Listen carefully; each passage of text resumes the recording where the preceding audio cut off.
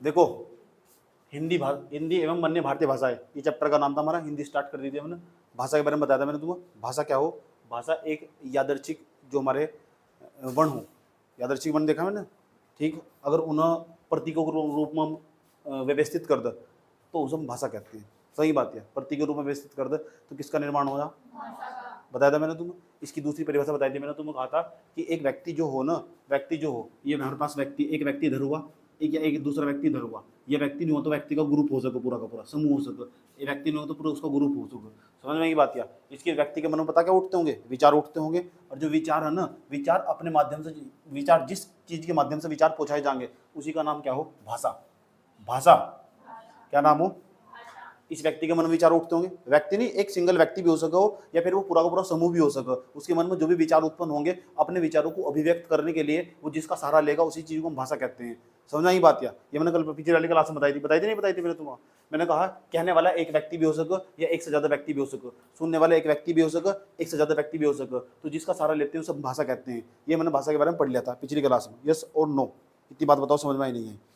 याद रही बात है, ठीक। तो क्या हो? भाषा के माध्यम से विचारों का आदान प्रदान हो। विचारों का क्या हो? आदान प्रदान हो। ये वाला ग्रुप इसे भी कह सके, ये वाला ग्रुप इसे भी कह सके। अगर भाषा नहीं होगी, कोई भाषा नहीं होगी। जो विचार क्या हो? पहले मतलब विचार क्या हो? मनुष्य के मन में ऐसी ध्वनि मनुष्य के मन में उत्पन्न होने वाली अध्वनात्मक इकाई, यानी जिसके अंदर आवाज ना हो। तो विचारों में कहीं आवाज थोड़ा ही हो। सही बात, मान लो तुम्हारे मन में कोई भी विचार आया, उसमें कोई आवाज थोड़ा ही होगी। समझ की बात है? लेकिन उसे तुम अभिव्यक्त करने के लिए, मेरे मन में कोई विचार आया, मेरे मन में कोई भी विचार आ रहा है, मैं तुम्हारे सामने बोल रहा हूँ, तो उसे व्यक्त करने के लिए भी किसका सहारा लूंगा? किसी भाषा का सहारा लूंगा। इसी चीज को भाषा कहते हैं। आज अब हम क्या पढ़ेंगे? अब हम पढ़ेंगे भाई भाषा नया, भाषा नोट्स में सब लिखा हुआ, याद रखना बात। या दूसरे नंबर पर हम समझेंगे यार भाषा हो, भाषा की क्या क्या विशेषताएं हो। जो भाषा हो ना, भाषा कोई सी भाषा हो उसकी विशेषता क्या हो। पहले नंबर पर हम समझेंगे भाषा की विशेषता क्या हो। यहाँ तो सवाल पूछ लो, पूछने नहीं लिखे कौन सी भाषा की विशेषताएं नहीं है, ऐसा सवाल बना कर देगा तुम। भाषा की विशेषता देखेंगे, भाषा की विशेषता क्या हो। पहला पॉइंट, सबसे पहली खास बात हो, जो भाषा हो ना वह कभी जन्मजात नहीं होती। ठीक है, एक प्रकार की अर्जित संपत्ति हो। अर्जित संपत्ति में ऐसे क्यों कह रहा हूँ, नोट्स में सब लिखा हुआ। भाषा जन्मजात नहीं होती, पता कैसी हुआ? अर्जित संपत्ति हो। क्या हुआ? अर्जित। अर्जित का मतलब हम ग्रहण करते हैं यार, समाज सोसाइटी ये सब सिखाता हूँ भाषा। समझ में आई बात? यह कभी भी जन्मजात नहीं होती, या पैतृक नहीं होती भाषा, बिल्कुल भी। पैतृक का मतलब है अपने पिता दल सीखी जाती है, बिल्कुल भी। पिता का मतलब समझ रहे हो क्या कहने को? यूनिया हमारी पीढ़ी चली आती है और हमें सौंप दिया, नहीं यार, हमेशा जन्मजात नहीं होती। जन्मजात नहीं होती, अर्जित होती है। अर्जित मैं लिख देता हूँ यहाँ, अर्जित होती है। यस, भाषा क्या होती है? अर्जित। भाषा अर्जित है। अर्जित क्यों? क्योंकि हम इसे समाज से ग्रहण करते हैं। ये समाज सोसाइटी में भाषा सिखाती है। ये सर नो, मेरी एक अलग प्रकार की भाषा नहीं है, मेरी बोली हो चुकी। क्योंकि मैं ग्रामीण क्षेत्र में रहता हूँ। सही बात है, जब ग्रामीण क्षेत्र में रहता है तो बोली यूज करते हैं। पूरी भारत के अंदर ना लगभग 121 के आसपास भाषा बोली जाती है। यस, 121 के आसपास। अगर टोटल भाषा और बोली दोनों को मिला दोनों में, तो पूरे भारत के अंदर लगभग यूज मान लो तुम मिलाकर लगभग 20,000 के आसपास, 19,400 के आसपास भाषाएं और बोली जाती है। इतना बड़ा देश है हमारा, समझ लो। मजाक नहीं कर रहा, रिलेटिव बात बता रहा हूँ तुम्हें। भारतीय संविधान के अंदर 22 भाषाओं का जिक्र। जब भारतीय संविधान के अंदर ना 22 भाषाओं का जिक्र। वे 22 भाषा कौन थी आज सारा समझेंगे। राष्ट्रभाषा कौन थी हो, राजभाषा कौन थी हो, बोली कौन थी हो, इनका क्षेत्र क्या हो, कहाँ तक नहीं होता, पूरा जहाँ तक सवाल बनते हैं। भाषा की विशेषताएं सवाल पूछा जाता है। भाषा क्या है? एक प्रकार की अर्जित संपत्ति। अर्जित क्या है? संपत्ति। क्या है? अर्जित संपत्ति। नोट्स में सब लिखा हुआ, याद रहेगी बात। या अर्जित संपत्ति है, या एक ऐसी संपत्ति इसे हम कहाँ से ग्रहण करते हैं? समाज से ग्रहण करते हैं। जो समाज हमें सिखाता भाषा कौन सी होगी तुम्हारी। समझ, जिस समाज या सोसाइटी में तुम रहते हो ना, वो भाषा तुम्हारी निर्धारित करेगा कि तुम कौन से एरिया में रहते हो, वो तुम्हारी भाषा होगी। यस और नो? ठीक है, आगे चलते हैं। उसके बाद हमारा जो भाषा हो ना, भाषा की मैंने कहा दूसरे नंबर पर, दूसरा पॉइंट इसकी क्या विशेषता होगी? एक प्रकार की सामाजिकरण की प्रक्रिया के द्वारा सीखी जाए। सोशलाइजेशन प्रोसीजर पूरा का पूरा। जब तुम बड़े हो ना, छोटे छोटे बच्चे हो, उन्हें क्या सिखाया जा? अगर किसी घर पर सिखाया जाएगा मम्मी बोलो तो मम्मी बोल लगा, बोलो मम्मी जी तो मम्मी जी बोल लगा, पापा बोलो पापा बोल लगा, पापा बोलो पापा जी बोल लगा, पूरा का पूरा। सोशलाइजेशन प्रोसीजर पूरा का पूरा। जैसे जैसे बच्चा बड़ा होगा ना, जिस समाज के अंदर, वो ऐसी भाषा अडॉप्ट कर लगा, ऐसी भाषा ग्रहण कर लगा। तो यह एक सामाजिकरण की प्रक्रिया के द्वारा सीखी जा। किसके द्वारा? सामाजिकरण की प्रक्रिया। सामाजिकरण किसकी द्वारा? सामाजिकरण। याद रहेगी बात है, सामाजिकरण के प्रक्रिया के द्वारा सीखी जा ये जो भाषा हो। यस और नो? ठीक। और ठीक, सामाजिकरण की प्रक्रिया के द्वारा सीखी जाएगी। तीसरे नंबर की, भाषा कभी भी ना, भाषा की क्या खास बात हो? एक तो सामाजिकरण की प्रक्रिया के द्वारा, इस प्रक्रिया के द्वारा सीखी जाएगी। याद रहेगी बात है। दूसरा तीसरी खास बात क्या होगी, नोट्स में पूछा जाएगा पूरा का पूरा, जब चैप्टर खत्म करवा दूंगा ना, जो ऑब्जेक्टिव क्वेश्चन बताऊंगा तुम, ऑब्जेक्टिव क्वेश्चन जाकर बुक से लगाओगे ना तो तुम्हें सारी चीजें मिलेगी वहां से है। अच्छा तो बताया था, भाषा तो यार एक प्रकार की अर्जित संपत्ति, 4 ऑप्शन देकर चला जाएगा। फिर यहाँ तो एक तुमसे पूछेगा अच्छा भाषा समाजीकरण की प्रक्रिया के द्वारा सीखी जाए। और तीसरी खास बात है, भाषा हमेशा परिवर्तनशील होती है, स्थान स्थान पर बदलती रहती है। जब भी आज तुम्हारी जो भाषा ना, अगर तुम इस स्थान को छोड़कर कल को दूसरे इलाके में जाकर अगर रहना स्टार्ट कर दो तो तुम्हारी भाषा ऑटोमेटिक बदल जाएगी। समझ में आई बात? या जो हिंदी भाषा ना ये परिवर्तनशील है, या भी यहाँ अलग टाइप की हिंदी बोलते हैं, गाँव में रहते हैं ना हम, ये हमारी भाषा नहीं है। समझ आई बात? या ये बोली है, समझ आई? क्योंकि इसके वर्ड बिगड़ चुके। भाषा हमेशा कठिन से सरल की तरफ जाती है। पहले कोई भाषा बहुत हार्ड हो, जितनी भी दुनिया में भाषाएं मौजूद है ना, सबकी माँ संस्कृत, सबकी माता संस्कृत, संस्कृत को मूल भाषा बोलते हैं। यस, जननी भाषा भी वही है। हिंदी उससे उत्पन्न हुई, आज जानेंगे कैसे उत्पन्न हुई हिंदी उससे। समझ बात? सब भाषाओं की महावा संस्कृत, जननी भाषा वही है।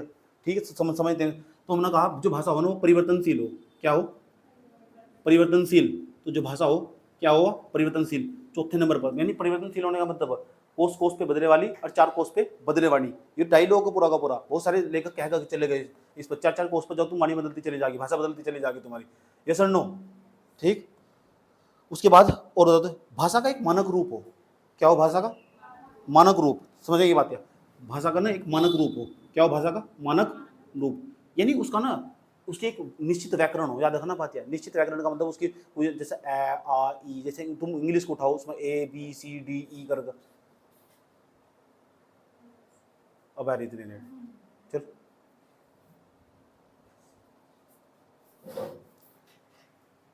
भाषा का कौन सा रूप हो? मानक रूप। जब भी मानक रूप की बात करूँ ना, इसका मतलब उसका यार लिखने का कुछ ना कुछ स्टाइल होगा, उसकी कुछ ना कुछ लिपि होगी। कोई भी भाषा हो यार, उसका एक मानक रूप हो, स्टैंडर्ड फॉर्म हो उसकी एक प्रकार की, उसकी कोई ना कोई स्टाइल होगा, कोई लिपि होगी उसकी। जैसा ए आ उ तुम देखते हो, जब तुम हिंदी लिखनी स्टार्ट करते हो, बाएं से कहाँ जाते हो? दाएं। सही बात है। उर्दू लिखना कैसे चलोगे? बाएं से दाएं। उर्दू को सही, बहुत सारी भाषाएं ऐसी। खरोष्टी लिपि देखोगे कैसे चलोगे उसमें लिखते हुए?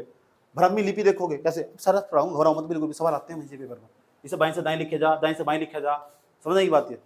ठीक, देखेंगे तुम, अभी समझाएंगे तुम। यस और नो? इतनी बात बताओ, समझ में आई नहीं आई? चलो। तो भाषा इसकी लिपि होगी और इसकी निश्चित व्याकरण होगी। क्या होगी? इसकी एक व्याकरण, निश्चित व्याकरण, निश्चित व्याकरण।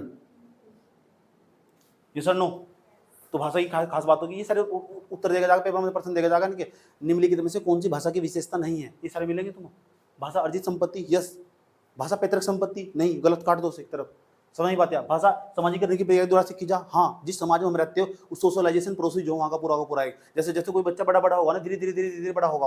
अब भी तुम बड़े हो रहे हैं ना, यस, अभी तुम बड़े नहीं हुए, अब भी तुम भाषा एडोप्ट कर रहे हैं समाज से। अभी तुम जहाँ तो समय वक्त गुजारते हो, तुम जिन टीचरों के साथ तुम वक्त गुजारते हो, उनकी भाषा तुम्हारे अंदर प्रवेश कर जाती है। यस, सही, उनके वर्ड, उनके बोल, उनके स्टाइल, उनकी कॉपी करते हैं सब चीजें। समझ? इससे बात फालतू तुम सोचते, अगर तुम्हें उठाकर मैं अमेरिका में फेंक दूं, वहाँ की भाषा अडॉप्ट कर लोगे तुम। सही बात है, लेकिन अमेरिका में जाने लायक नहीं है तुम, रहने दो, इंडिया में रहो। इतनी बात बताओ, समझ में आई नहीं? ठीक, इतनी बात। और जो भाषा होना भी तो थोड़े, छठा पॉइंट, 5वें नंबर का पॉइंट, भाषा हमेशा कठिन से ना, हेलो, भाषा हमेशा कठिन से ना सरल की ओर जाती है। कैसे जाती है? कठिन से सरल की ओर। समझ आई बात है? भाषा हमेशा जब सीखी जाती है ना, वह कठिन से सरल की ओर बढ़ती है। यस, कोई भी भाषा हो, पहले वह बहुत कठिन होगी स्टार्टिंग में। तुम क्या सोच रहे हो? जो हिंदी यार संस्कृत तो बनी, कैसा आई है पूरी प्रोसेस समझाऊंगा तुम्हें मैं समझाऊंगा ना तुम यार। अच्छा, पहले ये सोर्स एंडी थी, फिर इसमें तो हिंदी निकली, फिर टूटी, फिर ये बनी, फिर हिंदी बनी, पूरा प्रोसीजर पूरा का पूरा हो। सबसे पहले जो भाषा हो वो हमेशा कठिन हो, और धीरे धीरे वो परिवर्तित होगी ना, तो बता बहुत सरल होती चली जा। मैं कैसे, जब तुम्हें कोई चीज पढ़ाता हूँ तो क्या करता हूँ मैं? पहले तो उसको बहुत टेक्निकल एक्सपेक्ट बताता हूँ, धीरे धीरे जब तुम्हारी समझ में आता ना, तुम्हारा जो सड़ा सा मुंह देखता हूँ मैं पूरा का पूरा, तुम्हारे माथे पे जो लकीरी सी बन जाती है, वो मुझे सब बताती है कि इनका आधार कार्ड का मुंह बन चुका है, इनकी समझ में नहीं आया। तो मैं क्या करता हूँ, अपनी भाषा को बहुत सरल करता हूँ। फिर तुम्हें पता लग चुका, अब भी इनकी समझ में नहीं आया, फिर मैं क्या करूंगा, जोड़ के पीछे का उदाहरण दूंगा तुम, क्योंकि जहां तुम रहते हो, गांव के बच्चे हो तुम। सही बात है, और भी छोटे छोटे उदाहरण कर लूंगा तुम्हारे। कारण क्या है कि कोई भी भाषा हो ना, पता क्या हो, कठिन से कहाँ होगी, सरल की ओर होगी। खास बातें विशेषता है। ये 4-5 पड़ोसी समझ में आए तुम्हें? पता लग चुका भाषा क्या है? एक प्रकार की अर्जित संपत्ति। कहाँ से सीखते हैं? अर्जित कहाँ से करते हैं? समाज से। जिस समाज में तुम रहते हो, देख लो अच्छे समाज को, अगर अच्छे समाज में रहते हो छोड़ दो अपनी सोसाइटी। समझ नहीं बात है? उसके बाद क्या करोगे? सामाजिकरण की प्रक्रिया के द्वारा सीखी जा। क्या हो सामाजिकरण की प्रक्रिया? बच्चा जब धीरे धीरे बड़ा होगा ना, धीरे धीरे ऐसा किसी शहर के बच्चे को देखो उठाकर, कोई शहर का बच्चा हुआ नहीं, उसकी सोशलाइजेशन प्रोसेस खराब हो, वो धीरे धीरे लास्ट तक भी किसी शहर के बच्चे को ना अगर तुम गाँव में लाकर छोड़ दोगे, सर्वाइव नहीं कर पाएगा। कारण पता क्या? गाँव के लोग पता क्या हो, जब बच्चा छोटा छोटा हो ना, छोटा छोटा एक छोटा सा इतना बच्चा होगा, उसको पता है बच्चे को क्या करेंगे, कोई इधर से लात मार रहा गाँव, अभी तो बुआ ने लात मारी थी, समझ बात है, फिर फूफा भी आ गए, समझ बात है, उसके बाद साइड में तो निकल कर ये दूसरे क्या नाम है उसका, चाचा भी आ गए, आंटी भी, अंकल, उसे ना प्यार इतना भरमार मात्रा में मिला गजब का। और शहर में क्या होगा, दो लोग होंगे, एक तो मम्मी भी काम पर, पापा भी काम पर, बच्चा पड़ा मम्मी से आराम से टैं टैं, एक अलग कमरा भी लगा उससे, जब अलग कमरा भी लगा वो क्या करेगा, अकेला रहने सीख जाएगा। ये सोसाइटी में ज्यादातर गाँव के बच्चे नहीं करते, शहर के बच्चे करते। कारण पता क्या, उसका सोशलाइजेशन प्रोसेस खराब है। ये शहरीकरण की जब शहरीकरण पढ़ाऊँ ना पूरा का पूरा, समझ बात, तो वहाँ समझाऊँ मैं इस बात को। मैंने कहा अकेलापन जो हो, मिडिल क्लास वर्ग जो हमारा जो शहर के अंदर रह रहा है, उसकी एक बहुत बड़ी समस्या है। यस, उसका सोशलाइजेशन प्रोसेस खराब है, उसकी समाजीकरण की प्रक्रिया खराब है। ये मजाक नहीं कर रहा, रिलेटिव बात बता रहा हूँ। अकेला रहना सीख जाएगा धीरे धीरे धीरे धीरे, अकेले रहने से जो उसके साथ बोलेगा ना, उसे भी हेजिटेशन होगा, पेरेंट्स से भी हेजिटेशन हो जाएगा उसको। इसलिए बच्चों की सोशलाइजेशन प्रोसेस बहुत सही होनी चाहिए। सही बात, तो गाँव का बेनिफिट भी है, समझ में आई बात है, तो बेनिफिट भी है और लॉस भी है गाँव का। एक अनाप अश्लील वर्ड, गांव के बच्चे हो ना, उनकी भाषा में अश्लील वर्ड प्रवेश करने लगते हैं, जो बड़ी कठिनाई का काम करते हैं। नुकसान भी है गांव में, नुकसान क्यों नहीं है, सही बात है। देखो सगुन को कितनी खतरनाक गाली देती है, देखो काजल कितनी खतरनाक, क्यों मैंने तुम्हें देख सुना ना गाली देते हो, समझ आई बात है। देखो मोटरी कितनी खतरनाक गाली देती है, इसका भाई बता रहा था, समझ आई बात है, ठीक। और सालू भी पहले बहुत खतरनाक गाली देती थी, मुझे ना सिखाओ, कक्षा 8 में मुझे बताओ, तुम सारे के सारे स्टार्टर रहे पूरे के पूरे, मैंने नहीं आज तक गाली, सही नहीं दी, मेरे घर में पूछे तुम किसी की गाली नहीं दी। इतनी बात बताओ, समझ में नहीं आई तो ये सारा रोला पता किसका, समाजीकरण की प्रक्रिया का। अच्छा, यह सिखा तुम अपने परिवर्तनशील है भाषा। हाँ, अरे यार, मैं जब अपनी बुआ के यहाँ खेलने गया था ना बचपन में, कक्षा 6 में, सही बात है, तो उन्होंने मुझे पता क्या सिखाया, जादू सिखाया। जादू तो सिखाया ही, बाद में जाकर उन्होंने मुझे पता क्या सिखाया, जो कह रहा वहां से ही आया, स हर बात में स इससे ही कर दिया, स सिखा दिया। क्या मतलब उसका, मतलब भाषा परिवर्तनशील है, यहाँ कुछ और भाषा, वहां कुछ और भाषा, अलग अलग जगह जाओगे अलग अलग भाषा, और भाषा एक ही हिंदी, अलग अलग जगह चलते। जैसे मेरे मामा का नाम है रामेश्वर, मेरे मामा का नाम है रामेश्वर, तो पता क्या बोलती मैंने, अरे रामेश्वर, बदल दी भाषा पूरी पूरी, अलग अलग जगह नाम सही है रामेश्वर, तो बदलती है क्योंकि हम इंसान को ना सरलता चाहिए, कठिन से सरल की ओर तरफ बढ़ा भाषा, यही कठिन से सरल की तरफ बढ़। भाषा का मानक रूप स्टैंडर्ड फॉर्म हो, क्यों कह रहा हूं मैं, उसका एक स्टाइल हो यार। कोई सी भाषा उठाओ तुम, उठाकर तुम तेलुगु देखो ना जाकर, तमिल देखो जाकर, कन्नड़ देखो, ये भाषा देखो, उनकी स्टाइल लिखने का तरीका होगा उनका पूरा का पूरा। अच्छा, उसकी एक निश्चित व्याकरण होगी, उनके वर्ड चेक करोगे तुम पूरे के पूरे, उन्हें अक्सर चेक करोगे, उसकी एक निश्चित व्याकरण होगी, आराम से भाषा सीख जाओ, कोई भी भाषा सीखने की। अब भाषा को सीखा कैसे जाता है वो समझाता हूँ। भाषा को सीखने का क्या प्रोसेस हो, क्या तरीका हो। मान लो कोई भी भाषा सीखनी, तुम कल को तुम फ्रेंच सीखनी, तो कैसे सीखोगे, ये तरीका हो, ध्यान तो समझ दूसरे तरीके। भाषा को सीखने का क्या तरीका हो, भाषा को सीखने का मनोवैज्ञानिक दृष्टिकोण, ठीक। 30 नंबर का जो हमारा पॉइंट। अब भाषा जो भाषा है ना, ये भाषा को सीखने का मनोवैज्ञानिक दृष्टिकोण। अच्छा, कैसे सीखी जाएगी, तो इसका एक रूल हो, कैसे याद रखा जाएगा, सुबोपली नाम लिखने जा रहा हूं मैं, बोर्ड पर देखो। सु भाषा को तुम्हें सीखना ना, तो ऐसे सीखे, सु बो पली। क्या तरीका हो, सु का मतलब सुनना, सबसे पहली खास बात है। अगर तुम्हें भाषा सीखनी ना, तो पहला पॉइंट होगा, बेटे एक काम करो, सुनना सीख लो पहले। यहाँ दिक्कत तो यही, तो बच्चे सुनना ही नहीं चाहते बिल्कुल भी, तो कोई भाषा सीखनी ना, तो सबसे पहला काम होगा सुनो, या सीधे लिखना स्टार्ट कर दोगे। इतने बड़े महान प्लेयर हो तुम। जब बचपन में तुम्हारी माता तुम्हें सिखाती, बोल बेटे पापा, तो तुम बोल लेते पापा, पहले सुना था ना तुम ना, यस, ये कान बंद कर लेते, अब बोलो मम्मी पापा, ऐसा थोड़ा ही ना हो क्या। सुनना सबसे पहला काम हो, सुनना। और सुनने के बाद ना, यहाँ देखो क्या लिखा हुआ, उसके बाद क्या करेंगे, तुमने बोला पापा, तो उसने बोलो, रिपीट करवाया पूरा का पूरा, बोलना, उसके बाद बोलना। कोई सी भी भाषा हो ऐसा सीख के जा, सबसे पहले सुनना आगा, फिर बोलना आगा। अच्छा सर, उसके बाद क्या आएगा, उसके बाद पता क्या आएगा, उसके बाद आएगा पढ़ना। समझ नहीं बात है, पढ़ भी लीजिए उसके बाद पता क्या आएगा, उसके बाद आएगा लास्ट में लिखना। और जब तुम्हारे टीचर पढ़ाओ, सबसे पहले क्या करोगे, बोल लेंगे और सीधा लिखवा देंगे। इसे समस्या कड़ी हो, इसे हम कोई टॉपिक सीख नहीं पाते। मैं क्या करूँगा, सबसे पहले मैं सुनाऊंगा, मैंने कहा चुपचाप मेरी सुनो, कोई भी टॉपिक पढ़ाना होगा सुनो चुपचाप मेरी। उसके बाद क्या करूँगा, मैं थोड़ा रिपीट करवाता हूँ, बुलवाओ, तो मैं इसका खूब इस्तेमाल करता हूँ। उसके बाद मैं क्या करता हूँ, पढ़ो, सही बात है। पढ़ने के बाद क्या कहता हूँ, अब लिख लो। यही तो तरीका, कोई भी भाषा सीखनी हो, और भाषा छोड़ो तुम कोई भी टॉपिक सीखना हो। ये इससे भी सवाल पूछा हुआ, सुबोपली यो सुबोपली, यो ट्रिक याद रखी जा, सुबोपली। सबसे पहले क्या जा, भाषा को सुना जाएगा, उसके बाद क्या होगा, भाषा को बोला जाएगा, उसके बाद क्या होगा, पढ़ा जाएगा, उसके बाद क्या होगा, लिखा जाएगा। कोई भी टॉपिक पढ़ना हो, ये तरीका हो पढ़ने का।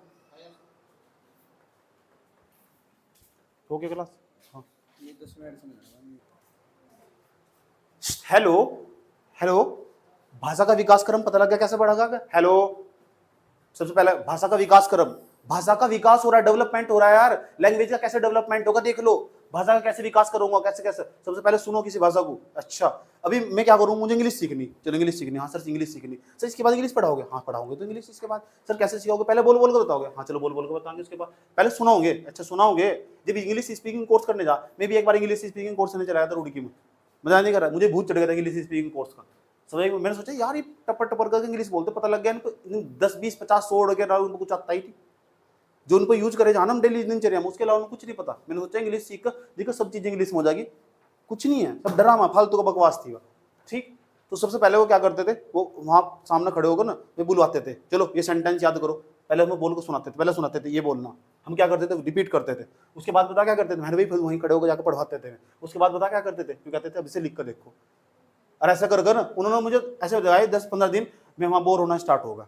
सही मैंने सोचा मैं ज़्यादा दिन टिक नहीं पाता ना कहीं, मेरे अंदर स्टेबिलिटी नहीं है बिल्कुल भी, स्थिरता नहीं है, स्थिरता भी फिर टिक ही नहीं पाया वहाँ से। कारण बता क्या था, सही बात है, बस बता नहीं सकता क्या कारण था, देख लो। यो क्या था, सुनना, उसके बाद क्या था बोलना, उसके बाद क्या था पढ़ना, उसके बाद क्या हो लिखना।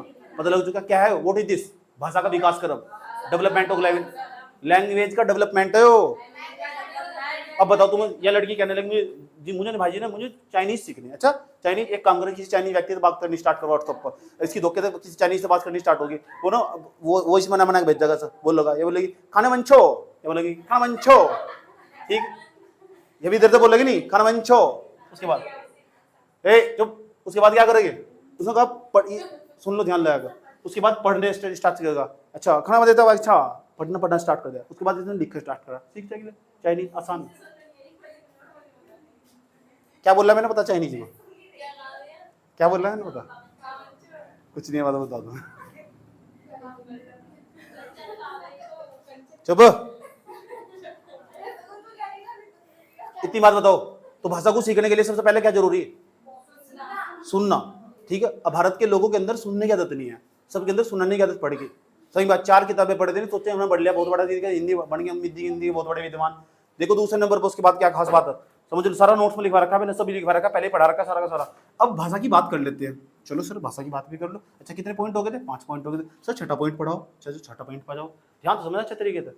जो भाषा हो ना, भाषा के 3 रूप हो, भाषा हो ना, या तो भाषा होगी मौखिक पहले नंबर पर, या भाषा होगी लिखित, या भाषा होगी सांकेतिक। भाषा के कितने रूप हो, 3।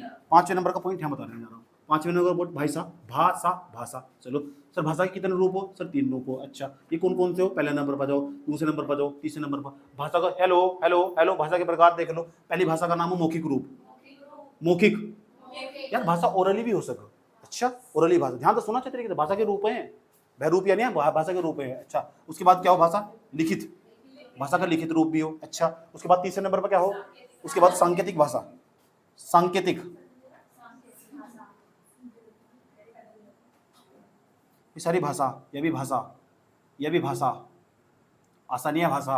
याद रही बात, भाषा बताओ कितने प्रकार, भाषा कितने, एक तो मौखिक भाषा हो सकी, एक लिखित भाषा होगी, एक सांकेतिक भाषा होगी।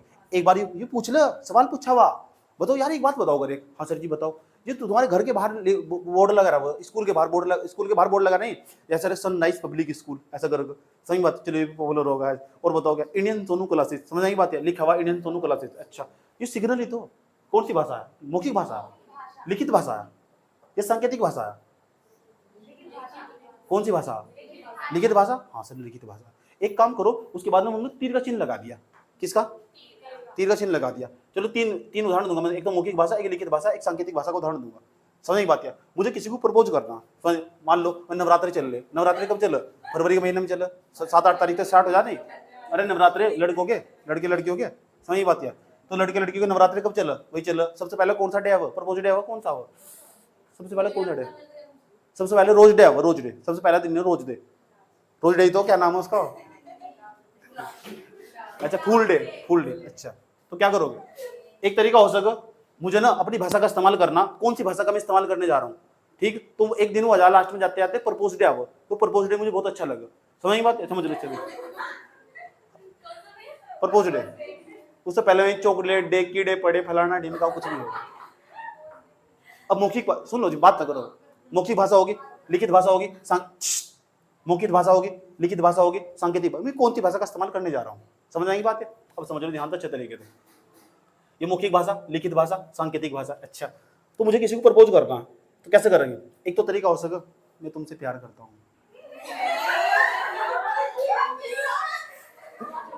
ऐसा लग रहा है ना जैसे मैं जीएस का उत्तर सुना रहा हूँ, है ना? ऐसा लग रहा है जैसे जीएस का उत्तर सुना रहा हूँ। कौन सी भाषा?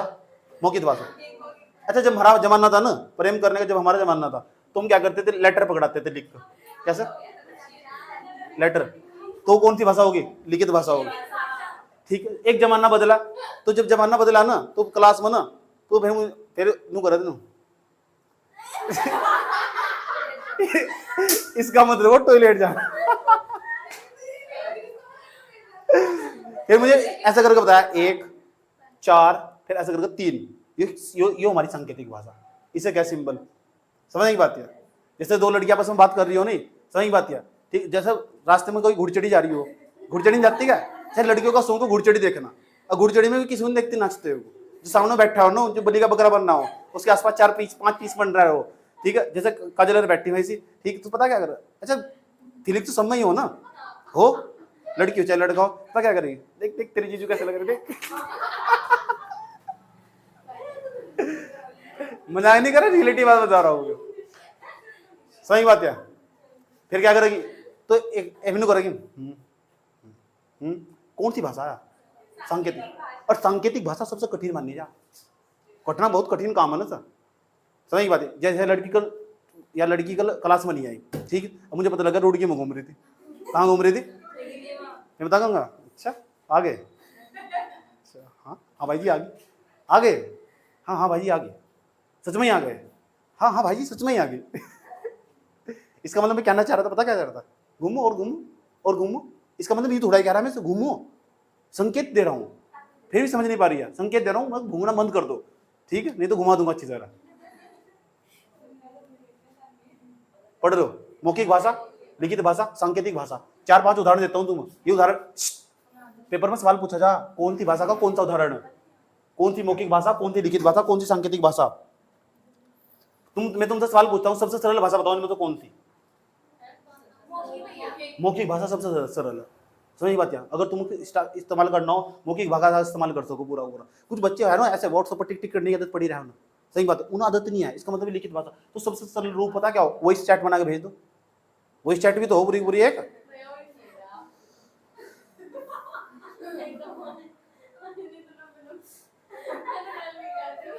सबसे सरल भाषा,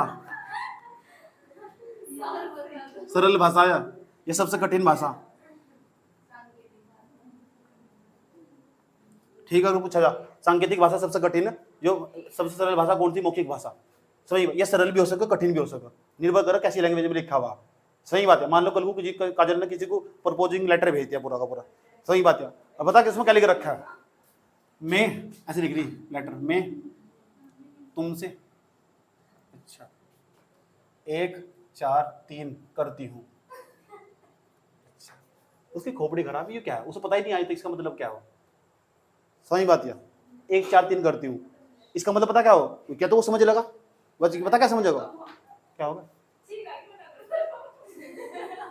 1 4 3, इसका मतलब आई हेट यू भी तो हो सके, आई मिस यू भी हो सके, कठिन हो जाएगा काम इसका। तो भाषा लिखित वाली जो भाषा हो सके ना, वह सरल भी हो सके कठिन भी हो सके। पेपर में सवाल इससे पूछा हुआ, सांकेतिक भाषा सबसे कठिन हो और जो मौखिक भाषा हो सबसे सरल हो। याद आएगी बात है? चलो, इतनी बात बताओ समझ में आई नहीं आई? अच्छा, जब इतनी बात आ ही गई, ठीक, तो हम भाषा के बारे में जानते जानते अब हम थोड़ा सा इसका ऐतिहासिक दृष्टिकोण जानते हैं। यार जो हिंदी है हमारी भाषा, यह कहाँ से आई? हमें हिंदी तो पढ़नी है, हिंदी एवं अन्य भारतीय भाषा है, ये कहाँ से निकल आई? ये सारा मैंने नोट्स पहले ही पिरो रखा है, सारा का सारा नोट्स सब मिल जाएगा। यहाँ से काम है समझने का, पूरा अच्छे से समझना और सुनाना पूरा का पूरा, उसके बाद क्वेश्चन लगाना और कुछ नहीं काम करना तुम्हें, आसान है सभी। हटा दो सर, पता लग चुका ना? चलो अब हम आगे बढ़ते हैं और कहानी को बढ़ाते हैं आगे। अब हम तुम्हें समझाते हैं जो हमारी भाषा हो ना यार, इसका ऐतिहासिक दृष्टिकोण कहाँ से यार भाषा हिंदी निकल गया। सही बात है, किसने बनाया ऐसा हिंदी को? कौन हो हिंदी को बनाने वाला? आओ समझते हैं कहाँ से हिंदी भाषा। कैसे सवाल आते हैं, सारे सवाल हो जाएंगे इनसे, घबराओ मत, कुछ नहीं बचने का। इसके बाद हम सेक्शन पढ़ेंगे पूरा का पूरा साहित्य वाला पूरा, वो बहुत खतरनाक सेक्शन, कौन सी रचना किसकी, कौन सी कैसे, सब याद करवा दूंगा मैं। अब भाषा का ऐतिहासिक दृष्टिकोण, अगली हमारा कितने पॉइंट हो गए थे, हमारे भी कितने पॉइंट हो गए थे, 6, 7वां पॉइंट मान लो उसे। भाषा का ऐतिहासिक दृष्टिकोण, इसका क्या मतलब हो, इसका मतलब हो भैया यार जो भाषा आया इसका इतिहास क्या है, कहाँ से आई है, कौन है इसकी माता, किसने बनाया सर। अच्छा, जननी भाषा बता दें किसे कहते हैं, जो जननी जगत भाषा। सबसे पहली खास बात, जननी जगत, हिंदी भाषा लिखता हूं मैं, हिंदी भाषा का, हिंदी भाषा के बारे में बात कर रहे हैं ना, हिंदी भाषा का ऐतिहासिक दृष्टिकोण। तो जननी या जगत भाषा कह सको या माता भी कह सको, जननी या जगत भाषा, वो पता कौन सी, उसका नाम है भैया संस्कृत। संस्कृत क्या दो, संस्कृत क्या दो, इतनी बात बताओ समझ में आई नहीं है, यस और नो, ठीक। इसलिए संस्कृत तो हम कभी कभी यूं भी कह देते हैं, संस्कृत हमारी मूल भाषा। Wow, nice nice nice nice.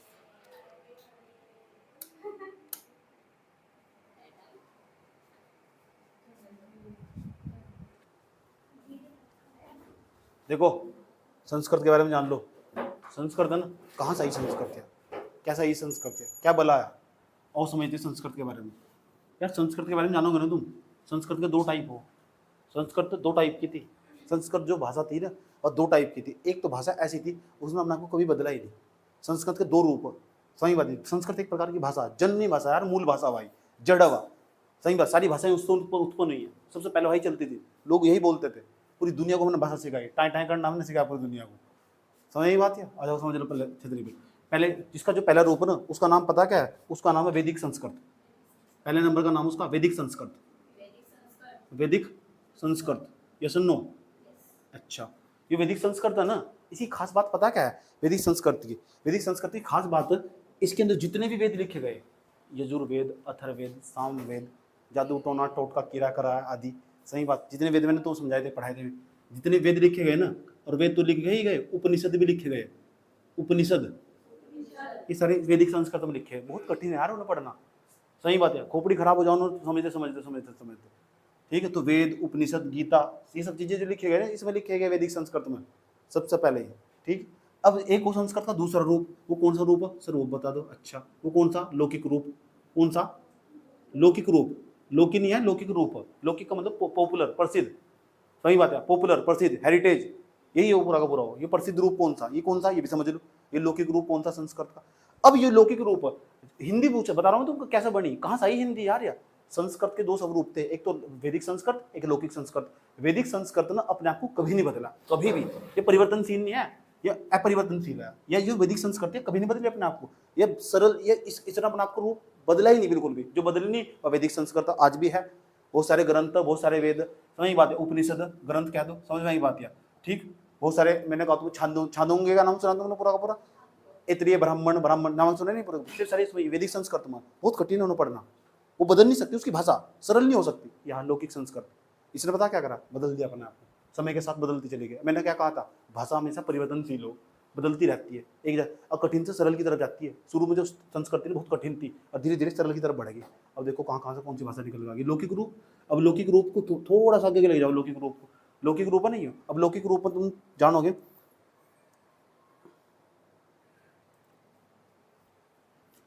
लौकिक रूप कौन, संस्कृत का लौकिक रूप कौन सा, लौकिक रूप पता, लौकिक संस्कृत क्या दो, लौकिक संस्कृत, अच्छा ये भी समझ लो, लौकिक संस्कृत कौन सी हो। अब इसमें जानोगे तुम, इसकी क्या खास बात हो, एक तो आम जनता के द्वारा बोली जाती थी, ठीक है, जो विशिष्ट विधि वितेता लोग थे, बहुत ज़्यादा जानकारी थे, बुद्धिमान बुद्धिजीवी वर्ग के लोग थे उस जमाने में वैदिक संस्कृत का यूज करते थे। और जो आम बोलचाल की भाषा थी, जो बहुत ज़्यादा प्रसिद्ध हो चुकी थी भाषा, और संस्कृत के रूप में, और लौकिक संस्कृत थी। अब जो लौकिक संस्कृत है ना, यह परिवर्तनशील है, कैसी है, परिवर्तनशील, यह बिगड़ेगी, अब बिगड़ कर इसके अंदर तो टूट दूसरी भाषा बनेगी। जानना चाहते हो कौन सी भाषा बनेगी, इसमें इसमें क्या क्या लिखे गए, तुम समझो, तुमने कभी सोचा कि जो रामायण है, रामायण का नाम सुना तुमने, महाभारत का नाम सुना तुमने, रामायण हुई, महाभारत हुई, रामायण तो एक बहुत बड़ी रचना भाई, महाभारत हुई, सबको पता, बहुत फेमस है, पॉपुलर है। कारण पता है, एक प्रकार की रचना ही तो थी वह, लौकिक संस्कृत का रूप है वो, बहुत ज़्यादा पॉपुलर होगी, आम जनता को बहुत पसंद आई। मान लो तुम कल को कोई भी शायरी लिखना चाह रहे हो और शायरी का रूप बहुत कठिन है और आम जनता नहीं समझ पा रही, तो तुम्हारी शायरी ज़्यादा दूर तक पहुँचे नहीं पाएगी। एक काम करो, बहुत सहज और सरल करके लिखो। मुझे मुझे जो बच्चे पढ़ने वाले सामने क्यों पसंद करा, क्योंकि उनका लेवल ही नहीं है, ठप आदमी सारे के सारे। अब मैं उनके जैसी ठप लैंग्वेज आराम से बना लूँ, समझ की बात है, क्योंकि उन्हें वही चाहिए पूरा का पूरा। समझ में आई नहीं बात, क्या कहने की कोशिश करी जा रही है? तुम्हें आराम से समझाऊँ, सामने वाला बैठा हुआ उसके पीछे की साइकोलॉजी क्या है, ये किसे क्या चाहिए, तो वही कंटेंट बना दो। तो रामायण क्यों पॉपुलर हुई, कारण क्या था, रचनाएं तो थी रामायण एक प्रकार की है, सही बात है। इसके अंदर जो कैरेक्टर थे इतने पॉपुलर हो गए, उनके बाद में जाकर मंदिर तक भी बना दिए गए। मजाक नहीं कर रहा, रिलेटिव बात बता रहा हूँ तुम, सही बात है। इतने कारण क्या था, बहुत लौकिक भाषा में लिखी हुई, संस्कृत बहुत लौकिक, आम जनता की भाषा थी वह, आम जनता की भाषा थी और परिवर्तनशील है, बदलती चली जाती धीरे धीरे धीरे अलग तरीके से, आज भी बदल रही। रामायण अलग किताब में अलग लिखी है, दूसरी किताब में अलग लिखी, तीसरी किताब में लिखोगे अलग लिखी, कोई सा कैरेक्टर वहां से गायब कर दिया, कोई सा दोबारा घुसा दिया पूरा कैरेक्टर। ये लौकिक संस्कृति है। कौन सी संस्कृति है? यस और नो? ठीक। इसके बाद पता क्या हुआ, लौकिक संस्कृत का रूप बदला। मैंने कहा परिवर्तनशील है, मैंने पहले कहा ना परिवर्तनशील है, यस और नो? ये परिवर्तनशील है, बदलेगी। अच्छा बदली तो पता क्या हुआ, फिर पता क्या आया, जब ये बदलेगी तो इस यहाँ से निकल गई पाली भाषा। कौन सी? पाली भाषा। इसका रूप बदला तो यहाँ तो निकल गई पाली भाषा। अच्छा चलो, पाली भाषा, पाली भाषा में हम कैसे पहचानेंगे पाली भाषा? अरे इस टाइम पर ना 5वीं 6वीं शताब्दी की बात है, 6वीं शताब्दी के आसपास की बात है, और 6वीं शताब्दी की बात है। 6वीं शताब्दी में पता, जब मैं तुम्हें इंसेंट हिस्ट्री पढ़ाई थी ना, प्राचीन भारत का इतिहास पढ़ा था मैंने, वहाँ तुम बताया था उस टाइम पर 2 धर्म पनप रहे थे देश के अंदर हमारे, एक बौद्ध धर्म, एक जैन धर्म। तो बौद्ध धर्म की जो भाषा थी ना, वह पाली भाषा ही रही, या बौद्ध धर्म की भाषा रही। किसकी भाषा रही है? बौद्ध धर्म की। ये सर नो, या बौद्ध धर्म की भाषा रही पाली भाषा। वो लौकिक संस्कृति या संस्कृत का रूप बिगड़ गया, आसान होगी भाषा। मैंने भाषा कठिन से सरल की तरफ जा रही। संस्कृत के 2 रूप थे, एक तो वैदिक संस्कृत, ये अपने आप को छेड़ नहीं पाई, बहुत कठिन थी, ठीक है, इसने कहा मैंने चेंज करती अपने आप को, मेरी जो भाषा वही रहेगी पूरी पूरी, बुद्धिजीवी वर्ग इसे बोलता था। लौकिक संस्कृत उसने कहा कोई बात नहीं, मैं अपने आप को चेंज कर सकती हूँ, मैं परिवर्तनशील हूँ। अच्छा बदल दिया, हाँ बदल दिया। कौन सी भाषा आ गई? पाली भाषा आ गई। पाली भाषा कौन से धर्म की भाषा रही? बौद्ध धर्म की भाषा रही। पाली भाषा के अंदर अगर तुम्हें बताओ, पाली तुमने नाम सुना है बौद्ध धर्म के अंदर 3 पिटक हो, एक तो हो हमारे पास, एक तो हमारे पास हो सुत पिटक हो, एक विनय पिटक हो, एक अभिधम पिटक, ये तो इन तीनों के दिन क्या लिखा हुआ इसमें यार। जो बौद्ध धर्म के जो लोग थे ना, वो उनके जो बड़े बड़े गुरु थे, इन्होंने क्या क्या काम करे, कौन कौन सी संगीतियाँ करी, कहाँ कौन से लेक्चर दिए, वो सारी सब इनके अंदर समाहित है। जाकर पढ़ो सर, बौद्ध धर्म के अंदर पढ़ना नहीं बिल्कुल भी। उसके बदले मैंने बताया, एक तो अभिधम 3 पिटक हो हमारे, त्रिपिटक जिन्होंने बोला ना बौद्ध धर्म के अंदर, एक तो विनय पिटक हो, एक सूत पिटक हो, एक हमारे पास अभिधम पिटक हो। इनके अंदर क्या क्या चीज है, जो जितने भी इनके गुरु थे उन्होंने जो भी लेक्चर दिए वो सारे उनके अंदर समाहित है, बड़े बड़े उपदेश दिए। जैसे तुम सूत पिटक पढ़ोगे, गौतम बुद्ध के द्वारा जो भी उपदेश दिए गए ना, बैठ कर अच्छी अच्छी बातें बताई गई अलग अलग क्षेत्र के अंदर, सारी उसके अंदर रखी हुई, सारी टोटल। समझ में आई बात? है इतनी बात बताओ, समझ में आई नहीं आई? कहानी आगे बढ़ती है। अब तक तो यहाँ हम पाली भाषा पा चुके, किस पा चुके? पाली भाषा पर। पाली भाषा के बाद जो मैंने बताया ना, उसके बाद जो एक धर्म और विकसित हुआ, उसका नाम एक भाषा अलग, इसमें तो निकल कर रही भाषाएं। इसके बाद पाली की भाषा बाद जो आई ना भाषा, उसका नाम पता क्या है? उसका नाम है प्राकृत भाषा। प्राकृत भाषा, प्राकृत भाषा। जब प्राकृत भाषा का नाम आगा ना, तो मैंने पहले ही कहा था जैन धर्म का नाम अपने आप चल का जाएगा। कौन सा धर्म आ जाएगा? जैन धर्म। जैन धर्म, यह जैन धर्म की भाषा रही, ये भी 6वीं शताब्दी के आसपास की बात है, जैन धर्म।